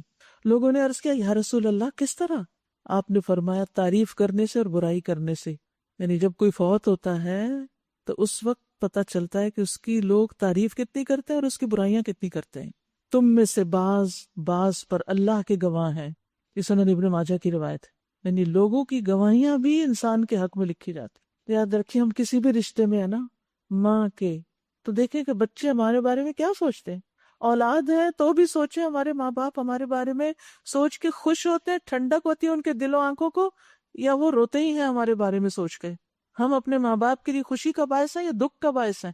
اور اسی طرح اگر ہم ایک ساس ہے یا بہو ہے یا نند ہے یا بھاوج ہے یا کسی بھی رشتے میں ہے یا کسی ٹیم میں مل کے کام کر رہے ہیں تو ہم اپنے ساتھیوں کے لیے کیسے ہیں؟ رحماء بینہم، ایک دوسرے کے لیے شفقت کرنے والے جیسے صحابت، یا ایک دوسرے کے لیے آہنی دیواریں. جیسے ہم ہوں گے ویسے ہی آثار ہوں گے. کل بھی ہم نے سورۃ یاسین میں پڑھا تھا نا، انا نحن نحیی الموتى ونکتب ما قدموا وآثارهم. ہم ضرور زندہ کریں گے مردوں کو، اور ہم لکھ رہے ہیں جو وہ آگے بھیج رہے ہیں اور جو اپنے آثار چھوڑ رہے ہیں، جو اپنے امپریشنز لوگوں پہ ڈال رہے ہیں. یاد رکھیے امپریشن کسی مصنوعی چیز سے نہیں ڈلتا ہوتا، یہ ایک آپ کی لانگ ٹرم کارکردگی کے بعد آپ کا امپریشن بنتا ہے. تو مستقل مزاجی کے ساتھ اچھے اخلاق پہ رہنے کی ضرورت ہے. ایک اور حدیث میں آتا ہے کہ نبی صلی اللہ علیہ وسلم بیٹھے ہوئے تھے، ایک جنازہ گزرا، آپ نے فرمایا وجبت، واجب ہو گئی. لوگوں نے پوچھا کیا؟ کہا جنت، کیونکہ لوگ اس کی تعریف کر رہے تھے. دوسرے کی گزرے تو آپ نے فرمایا وجبت، واجب ہو گئی. پوچھا کہ کیا؟ کہا جہنم، کیونکہ لوگ اس کے بارے میں بری بات کر رہے تھے. فرمایا ابو بکر، بے شک اللہ کے کچھ فرشتے ہیں جو انسان کے اندر موجود خیر اور شر کو آدم کی زبانوں پہ جاری کر دیتے. انسان کے اندر موجود جو بھی وہ سوچتا ہے، اچھا گمان برا گمان، اچھا رویہ برا رویہ، اچھا اخلاق، یہ وہ فرشتے یہاں سے وہاں لے جاتے ہیں دوسروں کی زبانوں پر. فلاں ایسا ہے، فلاں ایسا، فلاں ایسا. سوچیے ہمیں ہمارے خاندان میں یا ہمیں ہمارے عام لوگوں میں کن ناموں سے پکارا جاتا ہے، زندگی میں اور مرنے کے بعد کیا ہوگا، اس کی فکر کرنی چاہیے. اور صرف اوپر سے اچھا نہیں بننا چاہیے، اس کا کوئی فائدہ نہیں. فرشتے اندر کی خیر کو زبانوں پہ لاتے ہیں کیونکہ وہ تو اندر کو بھی دیکھ لیتے ہیں. تو اس لیے انسان کو دل بھی اچھا رکھنا چاہیے دوسروں کے بارے میں، خیر خواہی کے جذبات. ایک اور روایت میں آتا ہے کہ ایک شخص کا جنازہ گزرا تو جو اللہ اور اس کے رسول سے محبت کرتا تھا، تو کسی نے کہا کہ یہ بڑا اچھا انسان تھا اور اس کے لیے کوشش کرتا تھا. آپ نے 3 دفعہ فرمایا واجب ہو گئی، واجب ہو گئی، واجب ہو گئی. یعنی اس کے لیے جنت واجب ہو گئی، جس کے حق میں لوگ یہ گواہی دیں کہ یہ اللہ اور اس کے رسول سے محبت کرنے والے لوگوں میں سے تھا. اور تعریف بھی وہ ہوتی ہے جو انسٹنٹلی زبان پہ آ جاتی، وہ تکلفاً نہیں نکالنی پڑتی. اور ویسے بھی ہمارے دل میں کسی کے لیے جو ہوتا ہے نا، وہ وقتی طور پہ تو ہم چھپا لیتے ہیں، لیکن کہیں نہ کہیں ایک دم باہر نکل آتا ہے.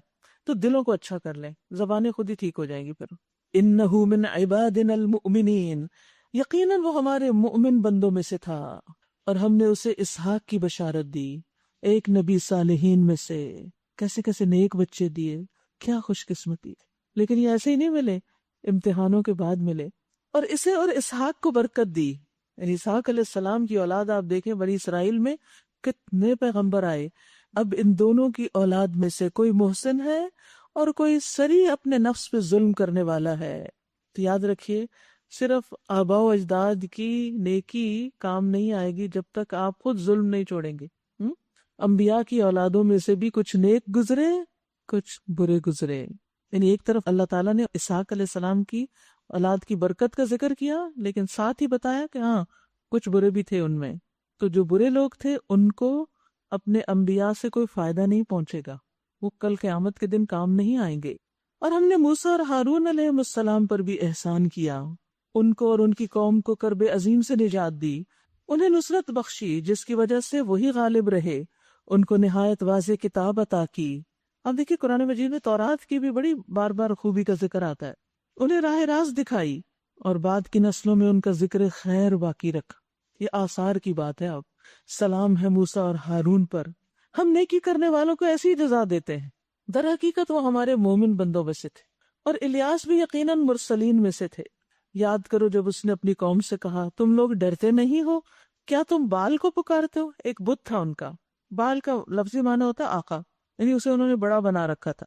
اور احسن الخالقین کو چھوڑ دیتے ہو، اس اللہ کو جو تمہارا اور تمہارے اگلے پچھلے آباء و اجداد کا رب ہے، مگر انہوں نے اسے جھٹلا دیا، سو اب یقیناً وہ سزا کے لیے پیش کیے جانے والے ہیں، مگر اللہ کے بندے جنہیں چن لیا گیا۔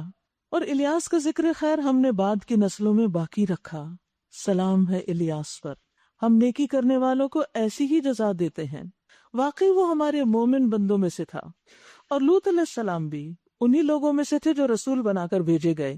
یاد کرو جب ہم نے اس کو اور اس کے سب گھر والوں کو نجات دی، سوائے ایک بڑھیا کے جو پیچھے رہ جانے والوں میں سے تھی، پھر باقی سب کو تہس نہس کر دیا۔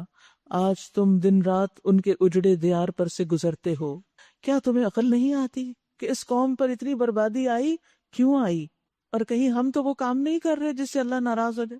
وَإِنَّ يُونُسَ لَمِنَ الْمُرْسَلِينَ، یونس علیہ السلام بھی رسولوں میں سے تھے۔ یاد کرو جب وہ ایک بھری کشتی کی طرف بھاگ نکلے۔ اب یہاں پر آپ دیکھیے کہ بیچ کی تفصیلات نہیں بتائیں غیر ضروری کہ کیوں بھاگ کے نکلے تھے، کیوں گئے تھے کشتی کی طرف، اور نہ ہی ان کے کسی قصور کا یہاں ذکر کیا، کیونکہ اس تذکرے میں ہمارے لیے کوئی فائدہ نہیں تھا۔ یہ بتایا گیا کہ پھر اللہ نے کس طرح ان کو اس کرب سے نجات دی اور ان سے ملامت کو دور کر دیا۔ یہی وہ چیزیں ہیں جو لوگوں کی اصلاح کا سبب ہے۔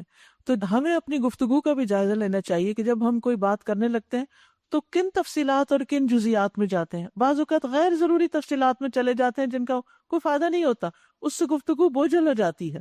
تو کام کی بات کرنی چاہیے، ٹو دا پوائنٹ۔ یاد کرو جب وہ ایک بھری ہوئی کشتی کی طرف بھاگ نکلا، پھر قرہ اندازی میں شریک ہوا اور اس میں مات کھائی، آخرکار مچھلی نے اسے نگل لیا اور وہ ملامت زدہ تھے۔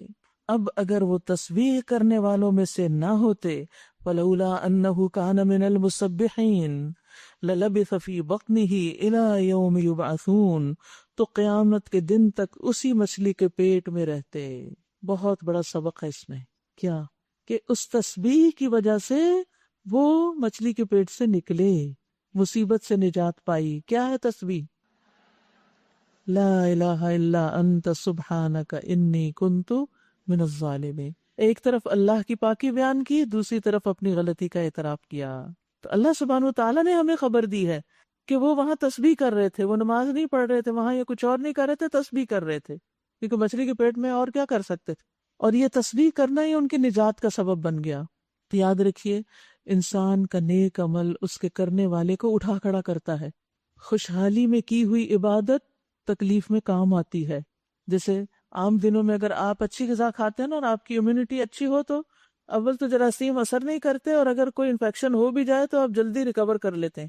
ادروائز کیا ہوتا ہے، اس لیے آپ دیکھیں کہ بڑھاپے میں ریکوری بہت لیٹ ہوتی ہے، کیونکہ طاقت نہیں ہوتی جسم کے اندر، جسم خود فائٹ کرتا ہے نا بیماریوں سے، تو کر نہیں پاتا۔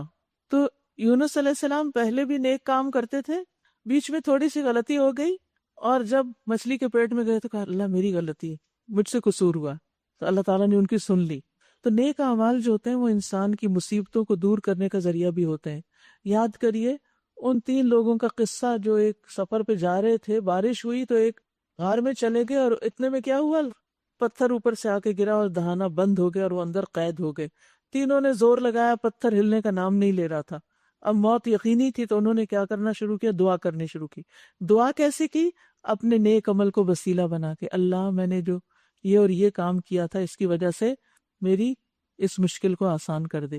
اسی لیے جب آپ چاہیں کہ آپ کی کوئی مشکل آسان ہو، ایک طرف تسبیحات، دوسری طرف صدقہ خیرات، اور ساتھ اس کی دعا. اور انہوں نے دعا کس طرح کی؟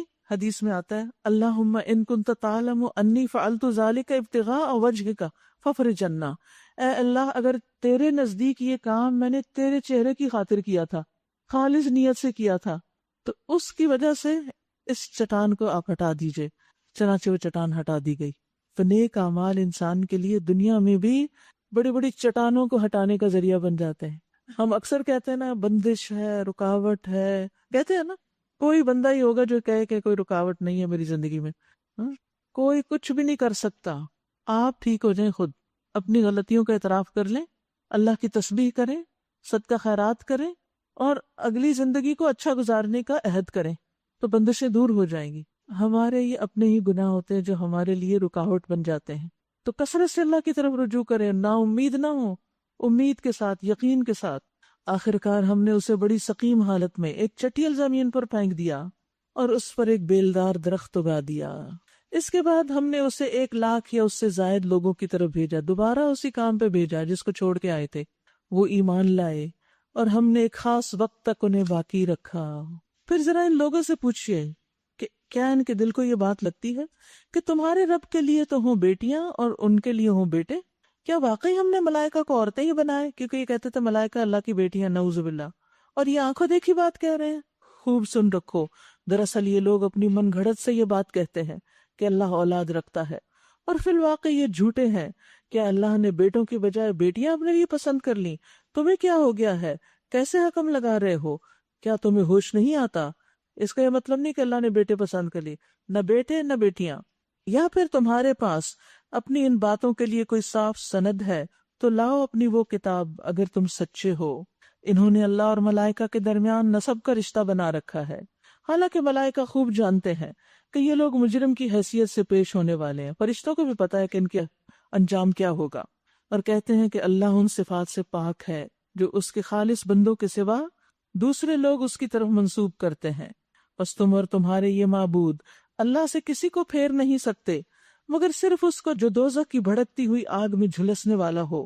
فرشتے کہتے ہیں اور ہمارا حال تو یہ ہے وَإِنَّا لَنَحْنُ الصَّافُونَ کہ ہم سب صف بنانے والے ہیں.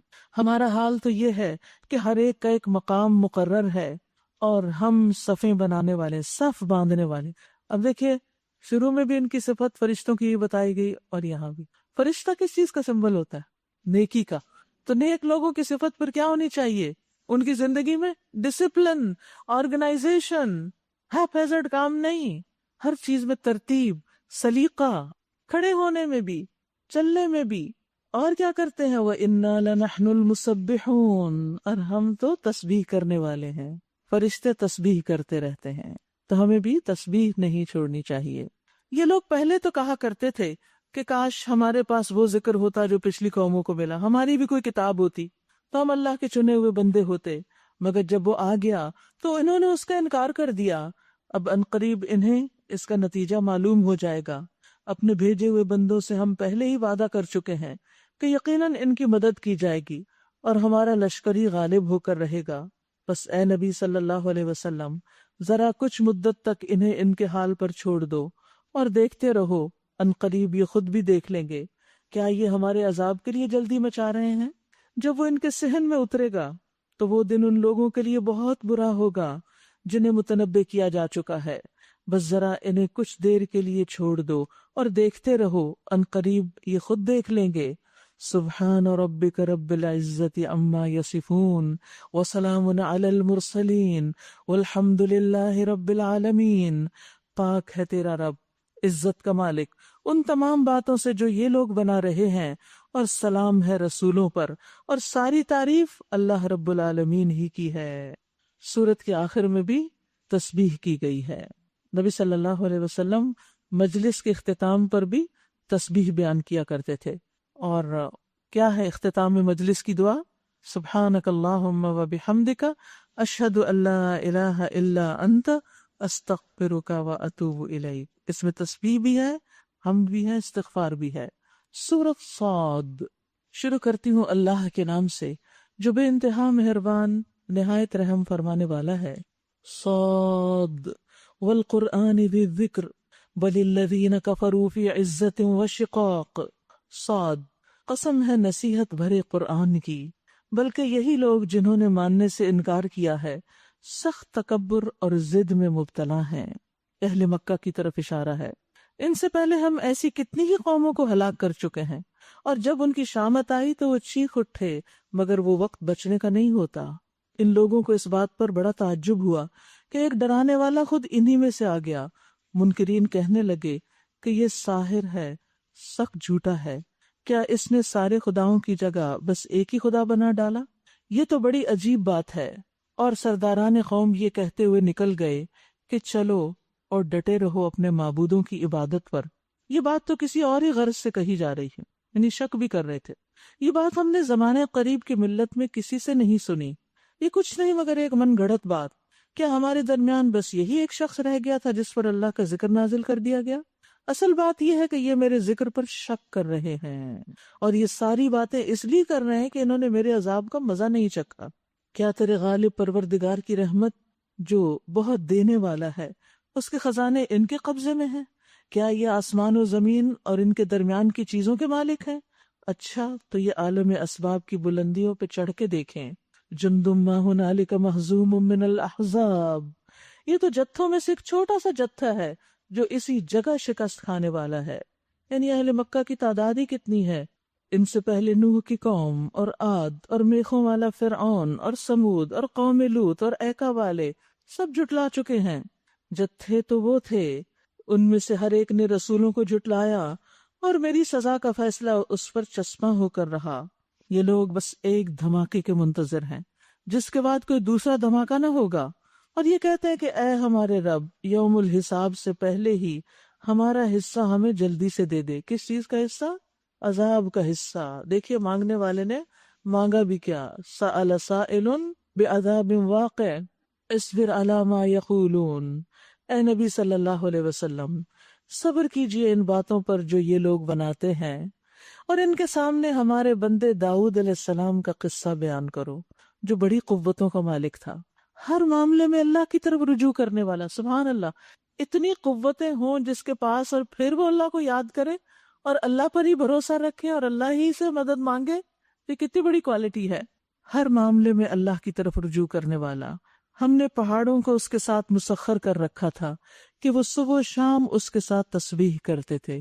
یاد رکھیے صبح و شام کی تسبیح داؤد علیہ السلام بھی کرتے تھے، اور ان کے ساتھ پہاڑ بھی۔ پرندے سمٹ آتے اور سب کے سب اس کی تسبیح کی طرف متوجہ ہو جاتے۔ ہم نے اس کی سلطنت مضبوط کر دی تھی، اس کو حکمت عطا کی تھی، اور فیصلہ کن بات کہنے کی صلاحیت بخشی تھی۔ کتنی خوبیاں تھیں اللہ کے اس بندے میں۔ پھر تمہیں کچھ خبر پہنچی ہے ان مقدمے والوں کی جو دیوار چڑھ کر اس کے بالا خانے میں گھس آئے؟ جب وہ داؤد علیہ السلام کے پاس پہنچے تو وہ انہیں دیکھ کر گھبرا گئے۔ انہوں نے کہا ڈریے نہیں، ہم دو فریق مقدمہ ہیں جن میں سے ایک نے دوسرے پر زیادتی کی ہے۔ آپ ہمارے درمیان ٹھیک ٹھیک حق کے ساتھ فیصلہ کر دیجئے، بے انصافی نہ کیجئے، اور ہمیں راہ راست بتائیے۔ یہ میرا بھائی ہے، اس کے پاس 99 دمبیاں ہیں، اور میرے پاس صرف ایک ہی دمبی ہے۔ اس نے مجھ سے کہا ہے کہ یہ ایک دمبی بھی میرے حوالے کر دے، اور اس نے گفتگو میں مجھے دبا لیا۔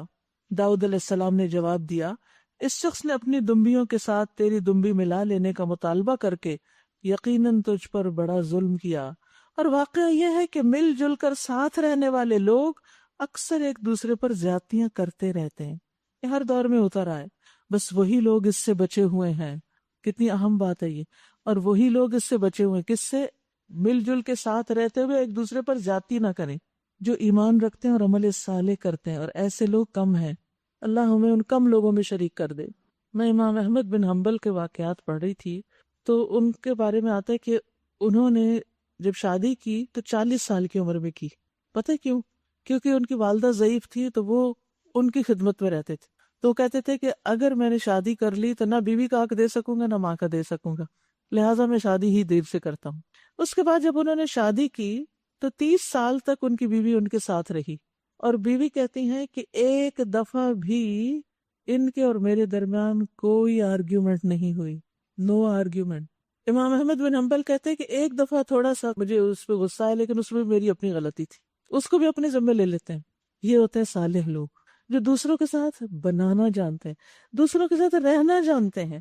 اور یہ کب ہوتا ہے؟ جب کسی پر زیادتی نہ کی جائے، ہر ایک کا حق پہچان لیا جائے، اس کی ضرورت کو سمجھا جائے، دوسروں کے جوتوں میں پاؤں رکھ کے دیکھا جائے کہاں سے کاٹتے ہیں، دوسروں کی جگہ پہ اپنے آپ کو رکھ لیں، ساری باتیں سمجھ آ جائیں گی۔ کیونکہ انسان کہتے ہیں ہے مجھے سمجھ نہیں آتی، میں کیا کروں، فلاں تو میرے ساتھ ایسا اور ایسا کرتا ہے۔ اس کی جگہ اپنے آپ کو رکھ لیں ذرا، اور پھر دیکھیں آپ کے ساتھ کیا سلوک ہونا چاہیے، وہ سلوک آپ اس کے ساتھ کریں۔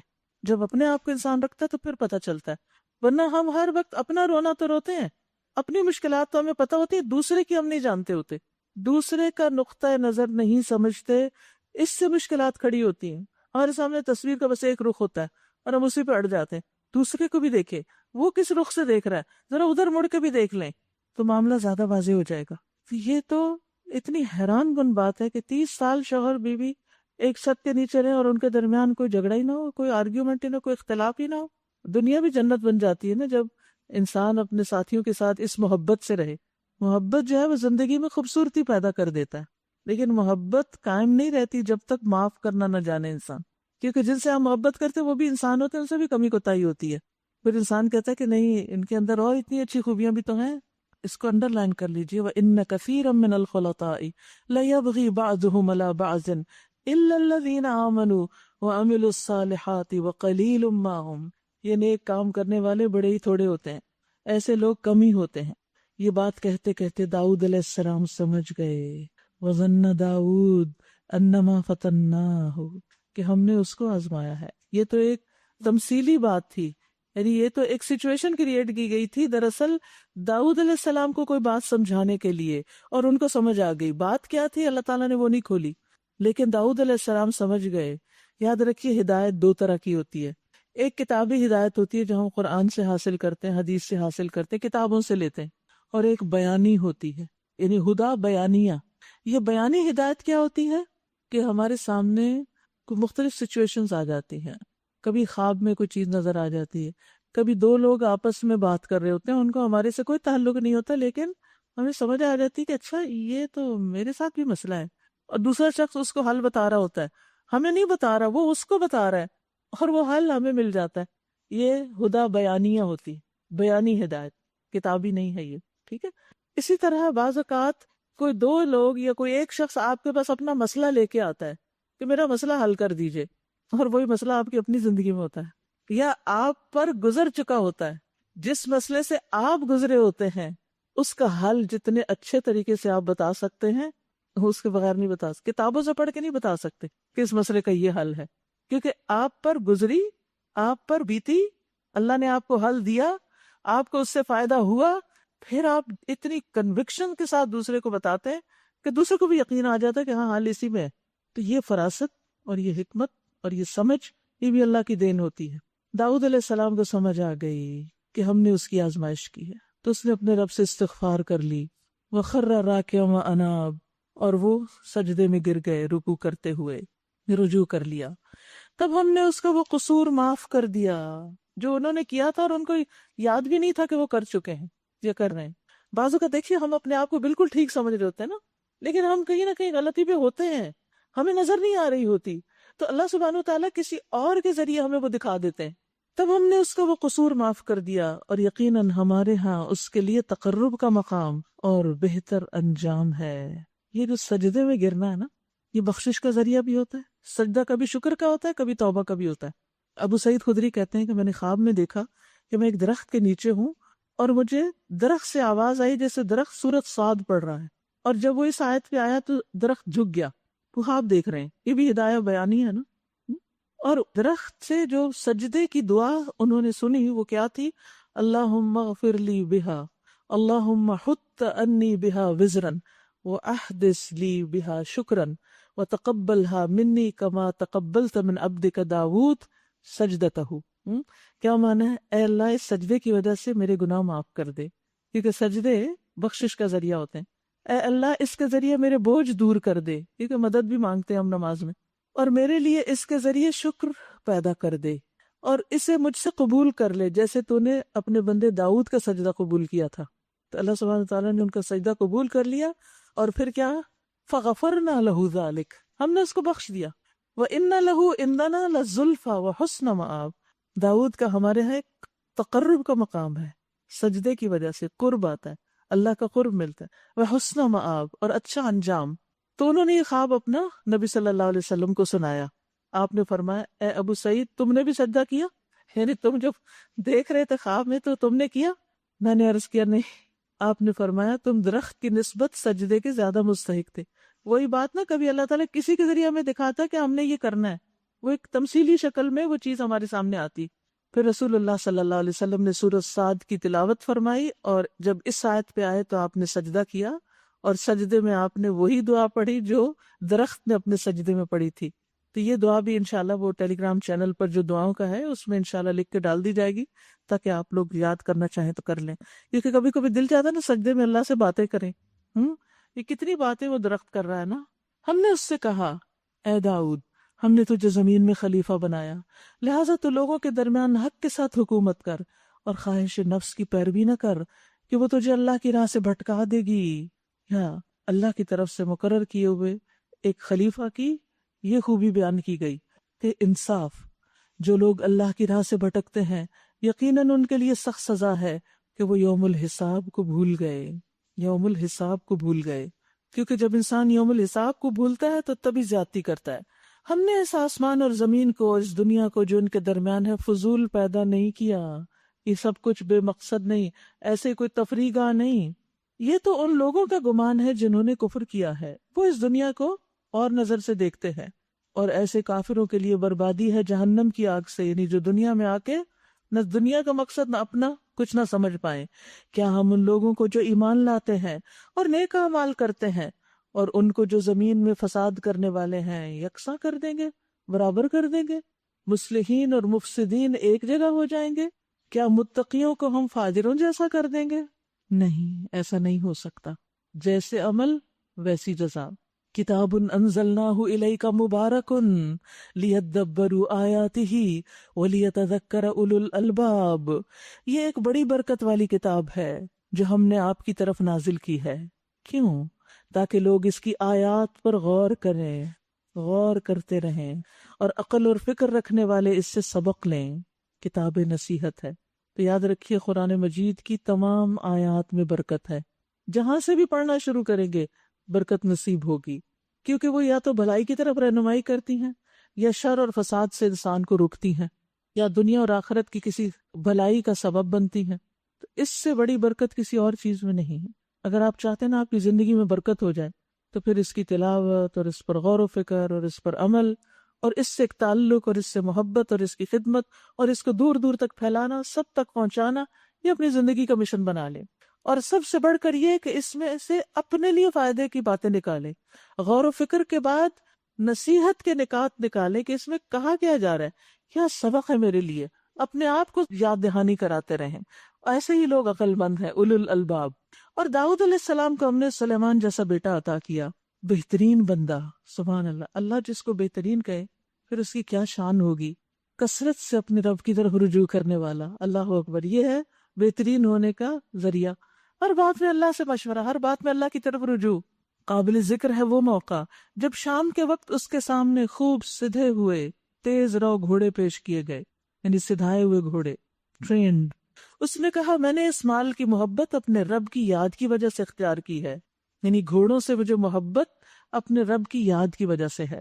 یاد رکھیے گھوڑوں کی پیشانیوں میں خیر ہے، گھوڑوں کو خیر کا نام دیا گیا، خیل کا نام خیر بھی ہے، یعنی ان کو خیر بھی کہا جاتا ہے کہ اس میں خیر ہی خیر ہے، کیونکہ ان کی پیشانیوں میں خیر کی گرہ لگائی گئی ہے۔ اور ان کی خیر کیا ہے کہ ان کے ذریعے انسان سواری کا کام کرتا ہے، اور پہلے زمانے میں جہاد فی سبیل اللہ میں یہ استعمال ہوتے تھے۔ جریر بن عبداللہ کہتے ہیں، صحیح مسلم کی روایت ہے، میں نے رسول اللہ صلی اللہ علیہ وسلم کو دیکھا، آپ اپنی انگلی سے ایک گھوڑے کی پیشانی کے بالوں کو بل دے رہے تھے، کیونکہ اس میں خیر ہے، برکت ہے، اور فرما رہے تھے قیامت تک کے لیے خیر و برکت، یعنی اجر اور غنیمت گھوڑوں کی پیشانی سے باندھ دی گئی ہے۔ جابر بن عبداللہ کہتے ہیں، مسند احمد کی روایت، گھوڑوں کی پیشانی میں قیامت تک کے لیے خیر و برکت رکھ دی گئی ہے، اس کے مالکوں کی اس پر مدد کی گئی ہے، اس لیے ان کی پیشانی پہ ہاتھ پھیرا کرو اور ان کے لیے برکت کی دعا کیا کرو. ان کی گردنوں میں رسیاں باندھو مگر تانت کی رسی نہ ہو، ایسی رسی نہیں کہ جو ان کی گردن کو تکلیف دے. صحیح بخاری میں آتا ہے خیر و برکت قیامت کے دن تک گھوڑے کی پیشانی سے بندھی، یعنی کسی بھی زمانے میں گھوڑے کی قدر و قیمت کم نہیں ہوگی. شبیب کہتے ہیں میں نے عروہ کے گھر میں 70 گھوڑے بندھے ہوئے دیکھے، یعنی اس کثرت کے ساتھ وہ گھوڑے پالا کرتے تھے، اور خاص طور پر عربی گھوڑے. ابو ذر کہتے ہیں رسول اللہ صلی اللہ علیہ وسلم نے فرمایا ہر عربی گھوڑے کو رات کے آخری حصے میں 2 دفعہ دعا کی اجازت ہوتی ہے. سنن النسائی کی روایت ہے یہ. تو وہ دعا مانگتا ہے، گھوڑا دعا مانگتا ہے. وہاں درخت دعا کر رہا تھا، یہاں گھوڑا دعا مانگتا ہے. یہ اس مخلوق کی اپنی ایک عبادت ہے. کیا دعا کرتا ہے؟ اللہم خولتنی من خولتنی من بنی آدم وجعلتنی لہو فجعلنی احب اہلہ ومالہ الی. اے اللہ تو نے مجھے بنی آدم میں سے جس شخص کے بھی حوالے کر دیا، مجھے اس کی ملکیت میں دے دیا، تو مجھے اس کے ہاں اس کے محبوب ترین مال اور اہل و عیال میں سے بنا دے، یعنی مجھے اس کی محبت عطا کر دے، یعنی پھر وہ خیال بھی رکھے گا نا.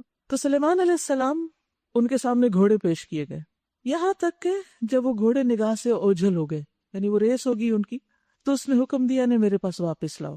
دور چلے گئے، پھر واپس لائے گئے، پھر لگے ان کی پنڈلیوں اور گردنوں پہ ہاتھ پھیرنے. سلیمان علیہ السلام پیار کر رہے ہیں گھوڑوں کو. یہ جانوروں سے بھی پیار کرنا چاہیے. بڑے سنگ دل ہوتے ہیں وہ لوگ جو جانوروں سے بھاگتے ہیں اور صرف ڈرتے ہی ہیں.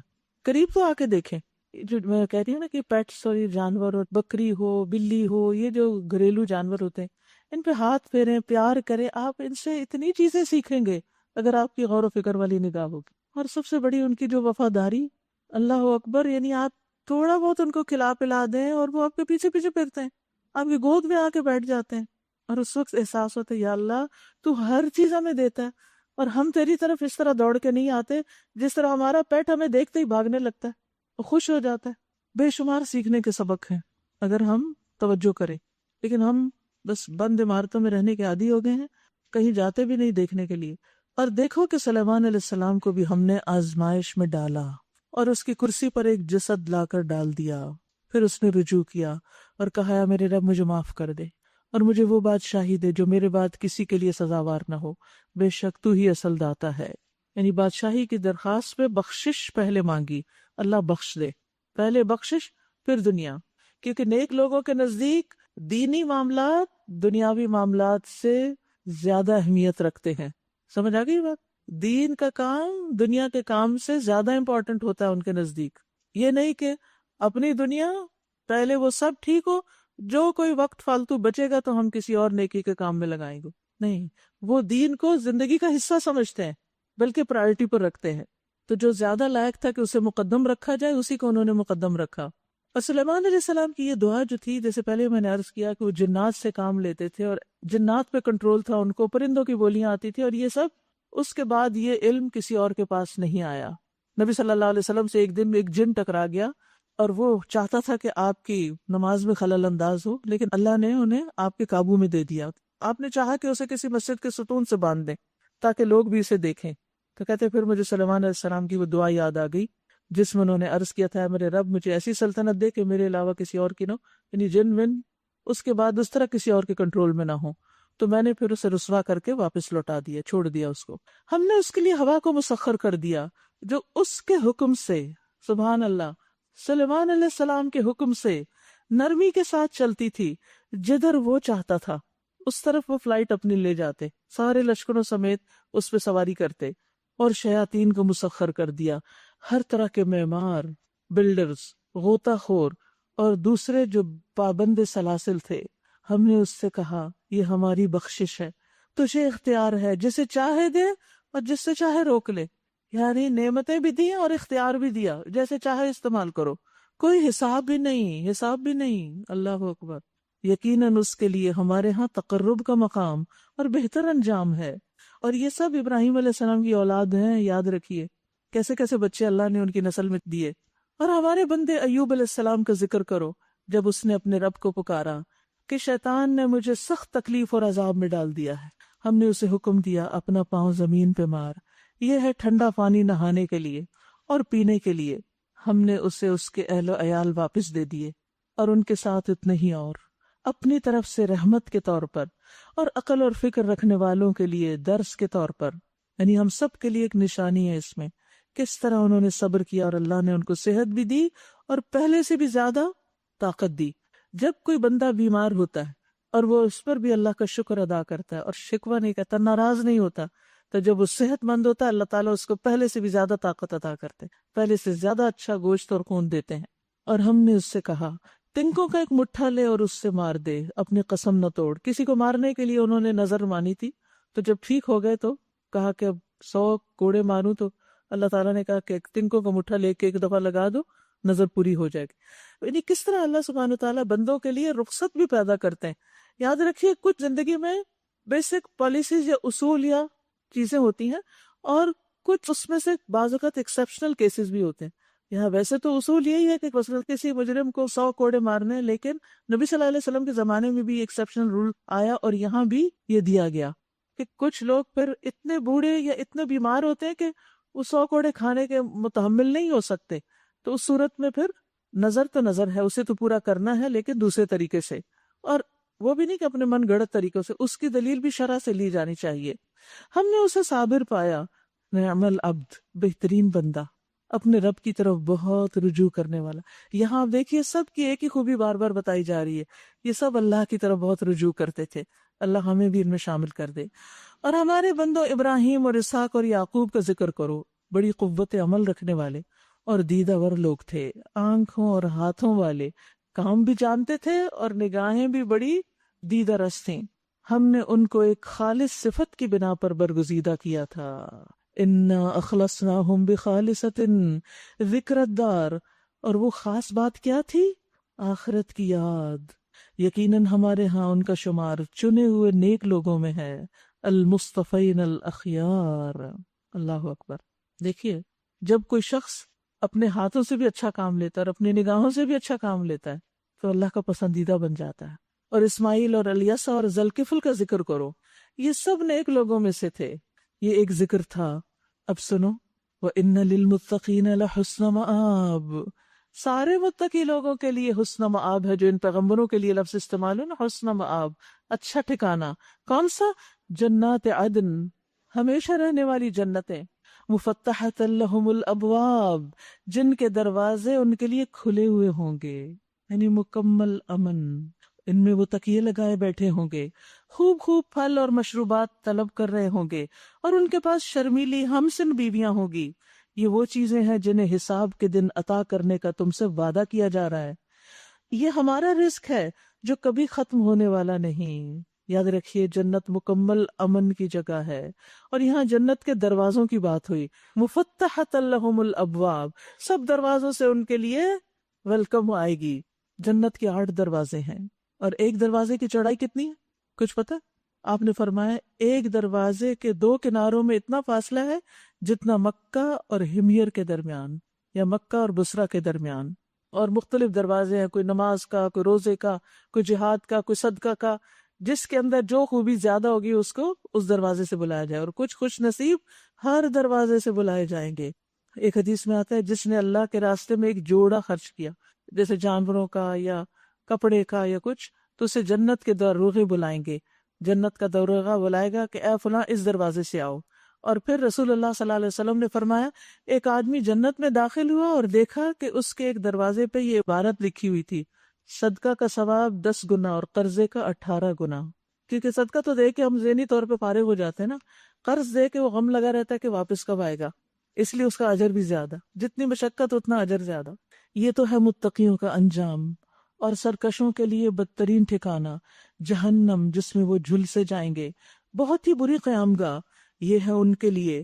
بس وہ مزہ چکھے کھولتے ہوئے پانی اور پیپ لہو اور اسی قسم کی دوسری تلخیوں کا۔ اور جہنم والے آپس میں کہیں گے یہ ایک لشکر تمہارے پاس گھسا چلا آ رہا ہے، اور آ رہے ہیں اور آ رہے ہیں، کوئی خوش آمدید ان کے لیے نہیں، یہ آگ میں جھلسنے والے ہیں۔ وہ ان کو جواب دیں گے نہیں، بلکہ تم ہی جھلسے جا رہے ہو، کوئی خیر مقدم تمہارے لیے نہیں، تم ہی تو یہ انجام ہمارے آگے لائے ہو، کیسی بری ہے یہ جائے قرار۔ پھر وہ کہیں گے اے ہمارے رب، جس نے ہمیں اس انجام کو پہنچانے کا بندوبست کیا، اس کو دوزخ میں دوہرا عذاب دے۔ وہ آپس میں کہیں گے کیا بات ہے، ہم ان لوگوں کو کہیں نہیں دیکھتے جنہیں ہم دنیا میں برا سمجھتے تھے، انہیں بدبخت سمجھتے تھے اور ان کو بری نگاہ سے دیکھتے تھے، یہ ایسے مجنون قسم کے لوگ ہیں، ہم نے یوں ہی ان کا مذاق بنا لیا تھا، یا وہ کہیں نظروں سے اوجھل ہو گئے ہیں؟ بے شک یہ بات سچی ہے، اہل دوزخ میں یہی جھگڑے ہونے والے ہیں۔ اے نبی صلی اللہ علیہ وسلم، ان سے کہیے میں تو بس خبردار کر دینے والا ہوں، کوئی حقیقی معبود نہیں مگر اللہ، جو یکتا ہے، سب پہ غالب، آسمانوں اور زمین کا مالک اور ان ساری چیزوں کا مالک جو ان کے درمیان ہے، زبردست اور درگزر کرنے والا۔ ان سے کہو یہ ایک بڑی خبر ہے جسے سن کر تم منہ پھیر لیتے ہو۔ ان سے کہو مجھے اس وقت کی کوئی خبر نہ تھی جب ملائے اعلیٰ میں جھگڑا ہو رہا تھا، مجھے تو وحی کے ذریعے یہ باتیں صرف اس لیے بتائی جاتی ہیں کہ میں کھلا کھلا خبردار کرنے والا ہوں۔ جب تیرے رب نے فرشتوں سے کہا میں مٹی سے ایک بشر بنانے والا ہوں، اور جب میں اسے پوری طرح بنا دوں اور اس میں اپنی روح پھونک دوں تو تم اس کے آگے سجدے میں گر جاؤ۔ اس حکم کے مطابق فرشتے سب کے سب سجدے میں گر گئے، مگر ابلیس نے اپنی بڑائی کا گھمنڈ کیا، وہ اندر تو تکبر تھا نا، تو یہاں نکل آیا باہر، اور وہ کافروں میں سے ہو گیا۔ اس لیے اندر کی اصلاح بہت ضروری ہے۔ رب نے فرمایا اے ابلیس، تجھے کیا چیز اس کو سجدہ کرنے سے مانے ہوئی جسے میں نے اپنے دونوں ہاتھوں سے بنایا؟ آدم علیہ السلام کو اللہ نے اپنے ہاتھوں سے بنایا، سبحان اللہ، یہ انسان کی شان ہے۔ رب نے فرمایا تو بڑا بن رہا ہے یا تو ہے ہی کچھ اونچے درجے کی ہستیوں میں سے؟ اس نے جواب دیا میں اس سے بہتر ہوں، آپ نے مجھے آگ سے پیدا کیا اور اس کو مٹی سے۔ فرمایا اچھا تو یہاں سے نکل جا، تو مردود ہے اور تیرے اوپر یوم الجزا تک میری لعنت ہے۔ وہ بولا اے میرے رب، یہ بات ہے تو پھر مجھے اس وقت تک کے لیے مہلت دے دے جب یہ لوگ دوبارہ اٹھائے جائیں گے۔ فرمایا اچھا تجھے اس روز تک کی مہلت ہے جس کا وقت مجھے معلوم ہے، یعنی قیامت تک۔ اس نے کہا تیری عزت کی قسم میں ان سب لوگوں کو بہکا کر رہوں گا۔ اللہ اکبر، شیطان نے قسم کھا کے یہ بات کہی ہوئی ہے کہ سب کو بہکاؤں گا، یعنی لوگوں کے لیے خواہشات کو مزین کر کے، شکوک و شبہات کے ذریعے انہیں گمراہ کر کے، سوائے تیرے ان بندوں کے جنہیں تو نے خالص کر لیا، یعنی ان پہ میرا بس نہیں چلے گا۔ فرمایا تو حق یہ ہے اور میں حق ہی کہا کرتا ہوں کہ میں جہنم کو تجھ سے اور ان سب لوگوں سے بھر دوں گا جو انسانوں میں سے تیری پیروی کریں گے۔ اے نبی ان سے کہہ دیجئے کہ میں اس تبلیغ کے کام پر تم سے کوئی اجر نہیں مانگتا، اور نہ میں بناوٹی لوگوں میں سے ہوں، تکلف کرنے والوں میں سے نہیں ہوں۔ ایک داعی کی زندگی نیچرل ہونی چاہیے، اس میں تکلف نہیں ہونا چاہیے، بن کے نہیں لوگوں کے سامنے آنا چاہیے، جو آپ ہیں وہی ہوں سب کے سامنے بھی۔ یہ تو ایک نصیحت ہے سارے جہان والوں کے لیے، قرآن پر اول، اور تھوڑی ہی مدت گزرے گی کہ تمہیں اس کا حال خود معلوم ہو جائے گا۔ سورۃ الزمر۔ شروع کرتی ہوں اللہ کے نام سے جو بے انتہا مہربان نہایت رحم فرمانے والا ہے۔ اس کتاب کا نزول اللہ زبردست اور دانا کی طرف سے ہے۔ اے محمد صلی اللہ علیہ وسلم، یہ کتاب ہم نے آپ کی طرف برحق نازل کی ہے، لہٰذا تم اللہ ہی کی بندگی کرو، دین کو اسی کے لیے خالص کرتے ہوئے، یعنی ہر شرک سے بچتے ہوئے۔ دین خالص اللہ کا حق ہے، رہے وہ لوگ جنہوں نے اس کے سوا دوسرے سرپرست بنا رکھے ہیں اور کہتے ہیں کہ ہم تو ان کی عبادت صرف اس لیے کرتے ہیں کہ وہ اللہ تک ہماری رسائی کرا دیں، ہم تو بزرگوں کا دامن پکڑ کے اللہ تک جانا چاہتے ہیں۔ تو بات یہ ہے کہ اللہ نے تو خود اپنے لیے کیا کہا، فَإِذَا سَأَلَكَ عِبَادِي عَنِّي فَإِنِّي قَرِيبٌ، آپ ڈائریکٹ جا سکتے ہیں، بیچ میں کسی کو لانے کی ضرورت نہیں، کوئی اور آپ کو قریب نہیں کرے گا، آپ کا نیک عمل آپ کو اللہ کے قریب کرے گا۔ اللہ یقیناً ان کے درمیان ان تمام باتوں کا فیصلہ کر دے گا جن میں وہ اختلاف کر رہے ہیں۔ اللہ کسی ایسے شخص کو ہدایت نہیں دیتا جو جھوٹا اور منکر حق ہو۔ اگر اللہ کسی کو بیٹا بنانا چاہتا تو اپنی مخلوق میں سے جس کو چاہتا برگزیدہ کر لیتا، پاک ہے وہ اس سے کہ کوئی اس کا بیٹا ہو۔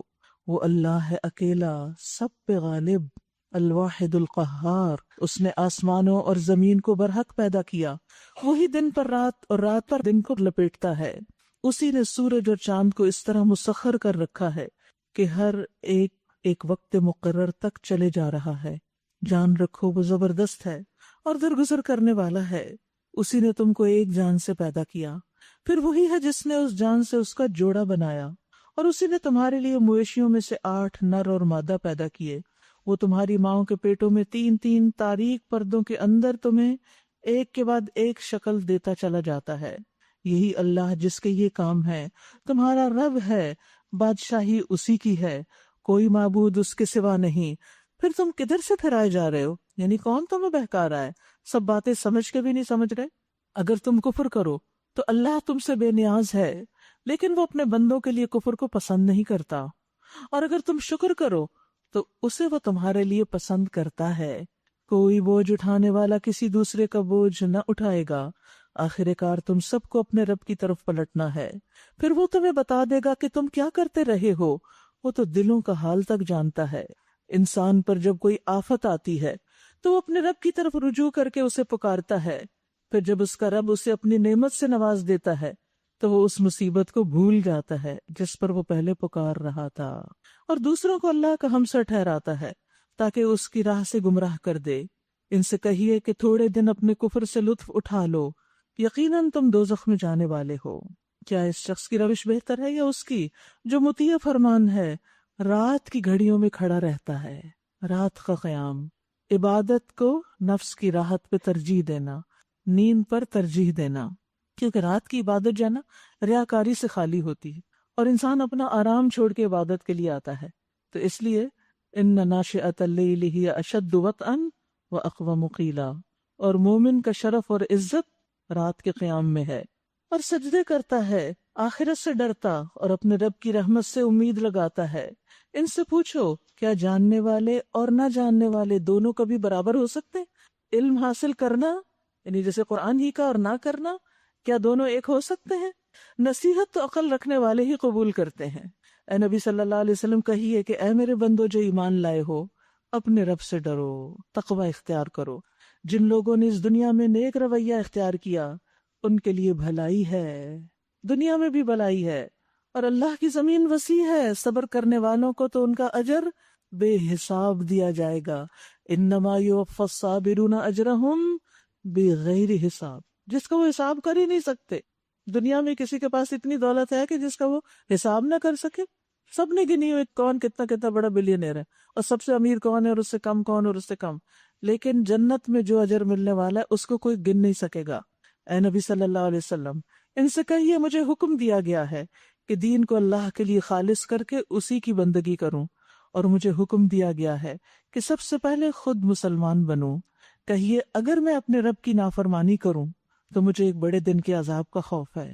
کہہ دیجئے میں تو اپنے دین کو اللہ کے لیے خالص کر کے، دیکھیے بار بار خالص ہونے کی بات آ رہی، یعنی ریاکاری نہیں، دکھاوا نہیں، شرک نہیں، دین کو اللہ کے لیے خالص کر کے اسی کی بندگی کروں گا۔ تم اس کے سوا جس جس کی بندگی کرنا چاہتے ہو کرتے رہو۔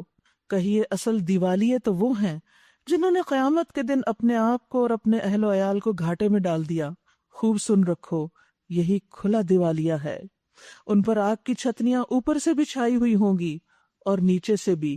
یہ ہے وہ انجام جس سے اللہ اپنے بندوں کو ڈراتا ہے۔ بس اے میرے بندو میرے غضب سے بچو، بخلاف اس کے جن لوگوں نے طاغوت کی بندگی سے اجتناب کیا، بچے یعنی شیطان کی باتوں میں نہیں آئے اور اللہ کی طرف رجوع کر لیا، ان کے لیے خوشخبری ہے۔ بس اے نبی صلی اللہ علیہ وسلم بشارت دے دیجئے میرے ان بندوں کو جو بات کو غور سے سنتے ہیں، توجہ سے، ادھر ادھر نہیں دیکھتے رہتے، اللہ کی بات کی طرف زیادہ توجہ رکھتے ہیں اور اس کے بہترین پہلو کی پیروی کرتے ہیں۔ یہ وہ لوگ ہیں جن کو اللہ نے ہدایت بخشی ہے، یہی عقل مند ہے۔ عقل مندی اسی میں ہے نا کہ لوگوں کی بات پر اللہ کی بات کو ترجیح دی جائے، اور جب اللہ کی بات ہو رہی ہو تو کسی اور طرف دھیان نہ دیا جائے، کچھ اور امپورٹنٹ نہیں اس وقت۔ اے نبی صلی اللہ علیہ وسلم اس شخص کو کون بچا سکتا ہے جس پر عذاب کا فیصلہ چسپاں ہو چکا ہو؟ کیا آپ اسے بچا سکتے ہیں جو آگ میں گر چکا ہو؟ البتہ جو لوگ اپنے رب سے ڈر کر رہے ان کے لیے بلند عمارتیں ہیں منزل پہ منزل بنی ہوئی، جن کے نیچے نہریں بہہ رہی ہوں گی۔ یہ اللہ کا وعدہ ہے، اللہ اپنے وعدے کی کبھی خلاف ورزی نہیں کرتا۔ کیا تم دیکھتے نہیں کہ اللہ نے آسمان سے پانی برسایا، پھر اس کو سوتوں اور چشموں اور دریاؤں کی شکل میں زمین کے اندر جاری کیا، پھر اس پانی کے ذریعے سے وہ طرح طرح کی کھیتیاں نکالتا ہے جن کی قسمیں مختلف ہیں، پھر وہ کھیتیاں پک کر سوکھ جاتی ہیں، پھر تم دیکھتے ہو کہ زرد پڑ گئیں، پھر آخر کار اللہ ان کو بھس بنا دیتا ہے۔ یہ ہے زندگی کی حقیقت۔ در حقیقت اس میں ایک سبق ہے عقل رکھنے والوں کے لیے۔ اب کیا وہ شخص جس کا سینہ اللہ نے اسلام کے لیے کھول دیا، اس کا دل کھل گیا اللہ کی باتوں سے، اور وہ اپنے رب کی طرف سے ایک روشنی پر چل رہا ہے، اس شخص کی طرح ہو سکتا ہے جس نے ان باتوں سے کوئی سبق نہ لیا ہو؟ تباہی ہے ان لوگوں کے لیے جن کے دل اللہ کی نصیحت سے اور زیادہ سخت ہو گئے وہ کھلی گمراہی میں پڑے ہوئے ہیں۔ یاد رکھیے شرح صدر کے لیے توحید کے بعد علم ضروری ہے، اللہ کی طرف رجوع، اللہ کے ذکر پہ دوام، لوگوں کے ساتھ حسن سلوک، بہادری، دل سے کینے کو نکال دینا اور فضول کاموں کو چھوڑ دینا۔ یہ 8 چیزیں ہیں کہ جن سے انسان کو شرح صدر نصیب ہوتا ہے۔ اللہ نے بہترین کلام اتارا ہے، ایک ایسی کتاب جس کے تمام اجزاء ہم رنگ ہیں اور جس میں بار بار مضامین دہرائے گئے ہیں کہ ایک دفعہ بات سمجھ میں نہیں آئی تو دوسری دفعہ آ جائے۔ اسے سن کر ان لوگوں کے رونگٹے کھڑے ہو جاتے ہیں جو اپنے رب سے ڈرنے والے ہیں، اور پھر ان کے جسم اور ان کے دل نرم ہو کر اللہ کے ذکر کی طرف رغبت کرتے ہیں۔ یعنی مومنوں کو قرآن کی آیات ہلا کے رکھ دیتی ہیں۔ رونگٹوں کا کھڑا ہونا الگ بیان کیا گیا، پھر کھالوں کا نرم ہونا اور دل کا نرم ہونا، یعنی پہلے اوپر اثر ہوتا ہے پھر اندر تک ہو جاتا ہے۔ یہ اللہ کی ہدایت ہے جس سے وہ راہ راست پہ لے آتا ہے جسے چاہتا ہے، اور جسے اللہ ہی ہدایت نہ دے اس کے لیے پھر کوئی ہادی نہیں۔ اب اس شخص کی بدحالی کا تم کیا اندازہ کر سکتے ہو جو قیامت کے روز عذاب کی سخت مار اپنے منہ پہ لے گا۔ ایسے ظالموں سے تو کہہ دیا جائے گا کہ اب چکھو مزہ اس کمائی کا جو تم کر رہے تھے، ان سے پہلے بھی بہت سے لوگ اسی طرح جھٹلا چکے ہیں، آخر ان پر عذاب ایسے رخ سے آیا جدھر ان کا خیال بھی نہ جا سکتا تھا۔ پھر اللہ نے ان کو دنیا ہی کی زندگی میں رسوائی کا مزہ چکھا دیا، اور آخرت کا عذاب تو اس سے شدید تر ہے۔ کاش یہ لوگ جانتے۔ ہم نے اس قرآن میں لوگوں کو طرح طرح کی مثالیں دی ہیں کہ یہ ہوش میں آئیں۔ ایسا قرآن جو عربی زبان میں ہے، جس میں کوئی ٹیڑھ نہیں، تاکہ یہ برے انجام سے بچیں۔ اللہ ایک مثال دیتا ہے، ایک شخص وہ ہے جس کے مالک ہونے میں بہت سے کج خلق آقا شریک ہیں جو اسے اپنی اپنی طرف کھینچتے ہیں، اور دوسرا شخص پورے کا پورا ایک ہی کا غلام ہے۔ کیا ان دونوں کا حال یکساں ہو سکتا ہے کہ جس کا ایک آقا اور دوسرا جس کے بہت، وہ تو مصیبت میں پڑا رہے گا، وہ بھی بلا رہا ہے وہ بھی۔ الحمدللہ، مگر اکثر لوگ نادانی میں پڑے ہوئے ہیں۔ انک میت و انہم میتون، اے نبی صلی اللہ علیہ وسلم آپ کو بھی مرنا ہے اور ان لوگوں کو بھی مرنا ہے۔ ثم انکم یوم القیامت عند ربکم تختصمون، آخر کار قیامت کے روز تم سب اپنے رب کے حضور اپنا اپنا مقدمہ پیش کرو گے۔ یاد رکھیے یہاں دلوں کی نرمی کی بات ہوئی ہے، کیونکہ دلوں کی سختی جو ہے وہ انسان کی بدبختی کی علامت ہوتی ہے۔ ایک شخص نے کہا میرا دل سخت ہے، تو آپ نے فرمایا اگر دل نرم کرنا چاہتے ہو تو مسکین کو کھانا کھلاؤ اور یتیم کے سر پہ ہاتھ پھیرو۔ اور پھر اللہ کی رحمت میں سے ہے کہ انسان قرآن سنتے ہوئے رو پڑے، اللہ کے ذکر سے اس کا دل نرم ہو جائے، اور پھر انسان اپنی آخرت کا حساب رکھے، اس کو یاد رکھے۔ وآخر دعوانا ان الحمد للہ رب العالمین۔